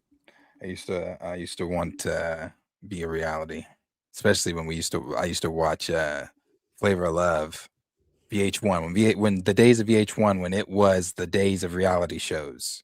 Mm-hmm. Those reality shows were fun. For the Love of Money, where they just pulled all those cast members from Flavor of Love, New York, what was Brett Michaels, something Love or whatever it was. All those different, that show was hilarious. I must have missed that one, but I'm sure it was great. So all the characters because like it's basically Toy Story 6, but Marcus would like that one though. I would, you know what?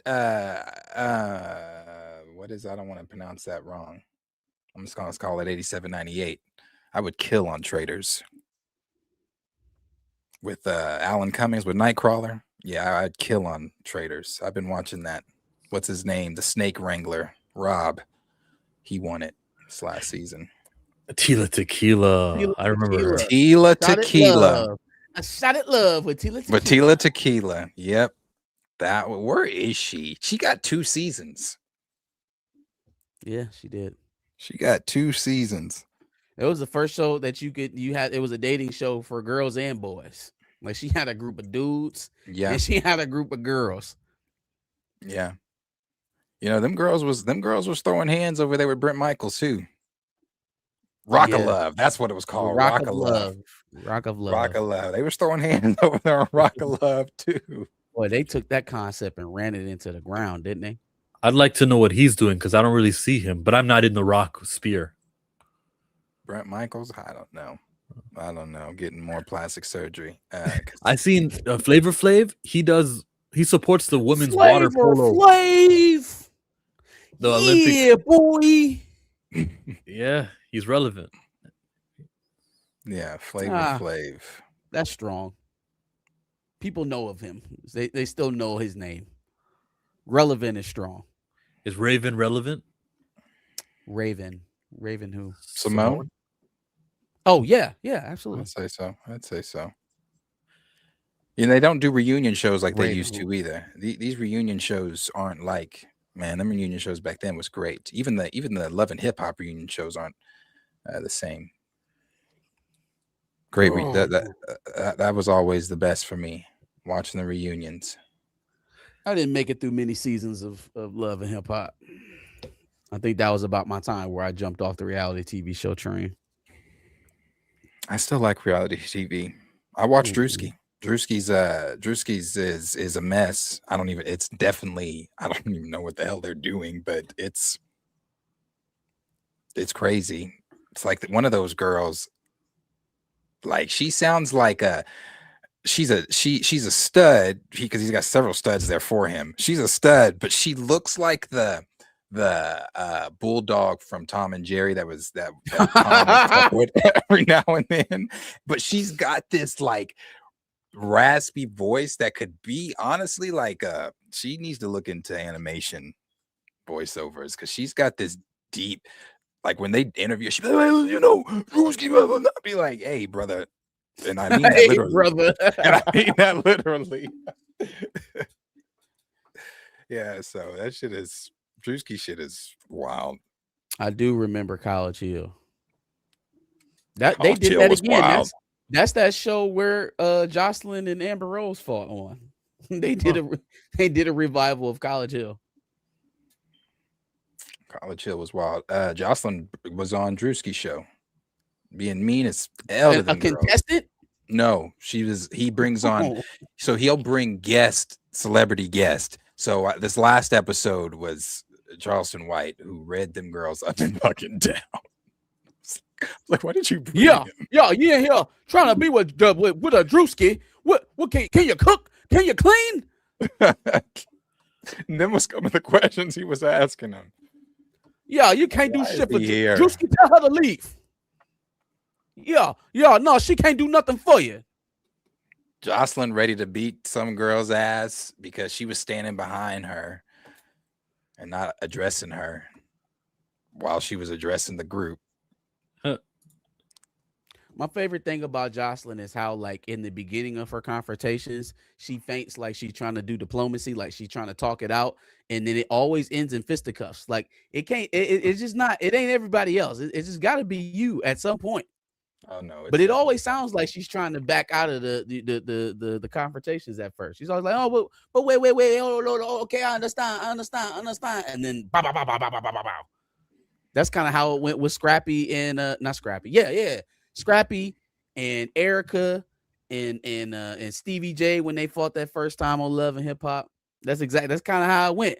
Oh, okay, but you need to calm down because you're not gonna do anything to me, the Puerto Rican princess, and then the bop bop boom boom boom bop bam.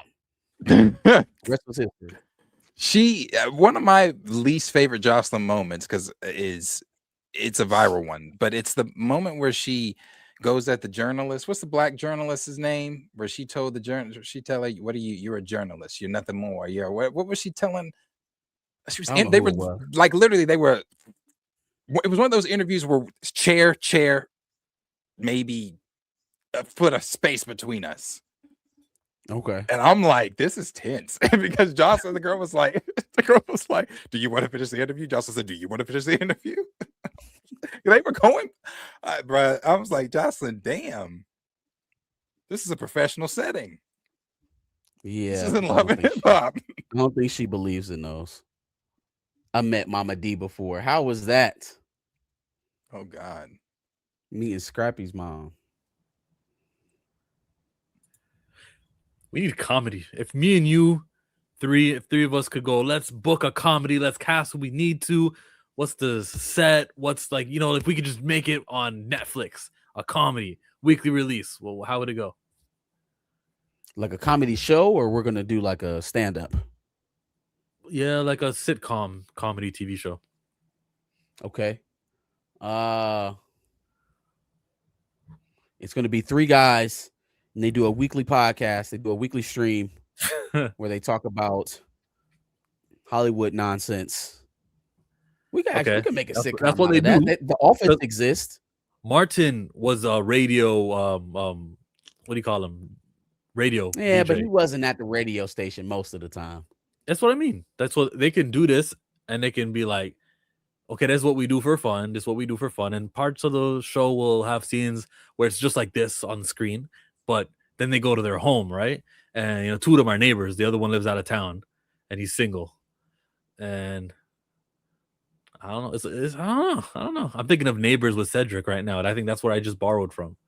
Yeah, we gotta make some funny dynamics. Like somebody got to live at home with their mom. Yeah. You gotta have more than just the kids. Yeah, you gotta have a mom. Somebody's got to have like an overbearing partner or something like that. Monique as the grandma. You're always doing all that streaming in my basement. You need to go get a job. You feel me? And then Monique's is the grandma the son's mom or the daughter's mom? Wife's or husband? Wife's. It's got to be wife's, because then she can be mad at the son. She can be like, she can mad at the husband. She'll be like, oh, you shouldn't have married him. All right, we got it. Yeah. Book us. Yeah, get Carlton, Alfonso Ribeiro, get him to play the dad. Full circle for him. Which one of you will be the struggling comic book artist? Which one of you will be struggling comic book artist? Whoever is the struggling comic book artist struggles to pay their rent weekly or month to month, and their landlord is Tracy Morgan. Like, yo, who got that rent? You got that rent, dog? I can't be waiting around here for my money. What city is it in?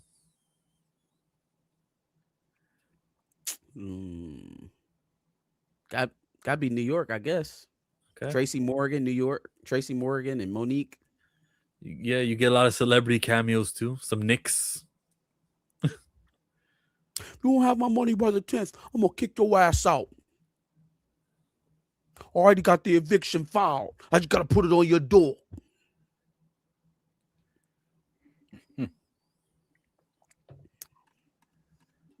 Yeah. Okay. Big Bang Theory, but black. I'll take it. It's one of my favorites. I love the Big Bang Theory. Love that shit. Oh, hey, I like it. I like it. Easy treatment to write. Cleveland is the city. I like it. Let's bring this thing to Ohio. I like it. Somewhere where it snows. It could be in Tulsa. Tulsa? Does it It snow don't in snow Tulsa? in Tulsa. No, but it could still be in Tulsa. Yeah, but we need to have a Christmas episode. What's that got to do with Tulsa? They got Christmas in Tulsa. Do y'all? That's what I'll be wondering about a warm weather. I don't live in states. Tulsa. Is it actually Christmas? You live in Norman, yeah. Is it actually Christmas if it's like 70, 80 degrees on Christmas Day? Does it even count? Hey, man, we haven't had a snow Christmas in a minute. I bet. Since 1985 hasn't snowed here on Christmas. Hasn't been that long, but it's been a minute since we've had a snowy Christmas. No, Tulsa is always on First 48. That's what they're famous for. First 48. Come on, go on the phone. We've been topicless for like half an hour because we finished with Sonic and I mean, it was fun talking about Raven and what she still holding the crowd. Got about 70 folks watching. They enjoy Salute to the 70 people watching on Black of the Bus, on Chillmonger, and on Planet Fanatics. We're out here. Indeed. I'm gonna do content tomorrow at Toronto Comic Con. What should I do? Because Don McGregor is gonna be there, and he created Killmonger, so I feel like I should say I'm Chillmonger, but like I don't know him like that, and he's gonna be like, I don't know him like that. He's like one of these. He'd probably be like, "Oh, cool." oh, all right. No, ask him. Ooh, okay. He created Killmonger. Ask him how he feels about the hairstyle that was brought forth by his character in the 2008 film and how that has led to a scourge upon all black characters across mediums. And I'll bring this. I'll show him pictures too. Do you see how many times they've redone this hairstyle? Do you think it belongs on every black person? But in the comic, his hair's curly. It's not like it was in the movie, though. Yeah.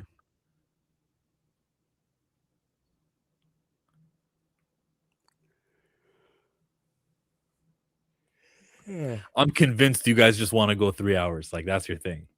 No, bro, we're good. No, listen, I'm going to be streaming on Sunday. Okay. You know, we'll be going live doing dubs and L's and behind the cake news. So come tune in with us at 4:30. That's where I'll be at on Sunday.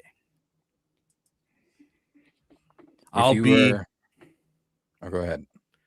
I'll be shooting more videos talking about what a final order cutoff is and trying to educate people who go, a comic book sold out. This is great. No, it ran out, you idiots. It didn't sell out.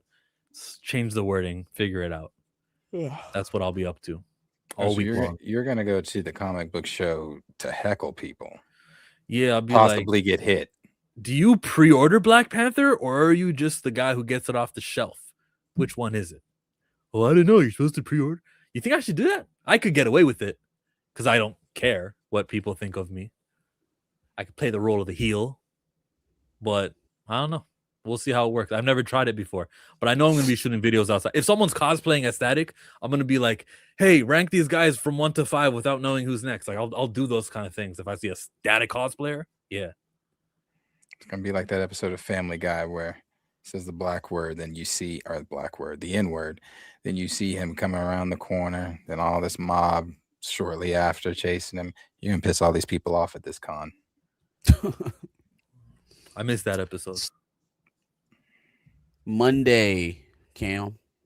Just wait on it, at least for me. I don't know Well, when Chills is gonna be I up. got a lot of cross reviewing to do. I have not Or been. have you not been going week to week? I've not been keeping up to my promise of covering cross. Shame. Well, you can always tune in the back of the bus and get your weekly cross edition. Just tune in on Monday and shame Chillmonger in the comments. I'll make it up. If you were present during my live yesterday fiasco where my mic was not working and I had a very big tantrum off camera, that was a my problem thing, I guess. Anyway, Henry fixed it.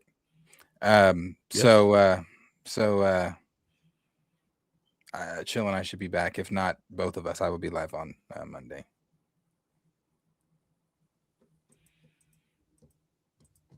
Yeah, I think that is it. Now I'm convinced you want to go. That's it. Appreciate you for coming. Remember, hitting thumbs up helps. If you didn't see me and Darius covering the recast news and seeing what Ryan Coogler had to say, check out the video on my channel now. I'm Chill. He's Darius. That's Marcus. And here's Josh. Hey, I've been watching y'all every single time on Thursday and Friday because I swear to God, y'all switch up every now and then. But rock out. I'm fucking with it. I'm out. Thank you, Josh. Appreciate it. I doubt.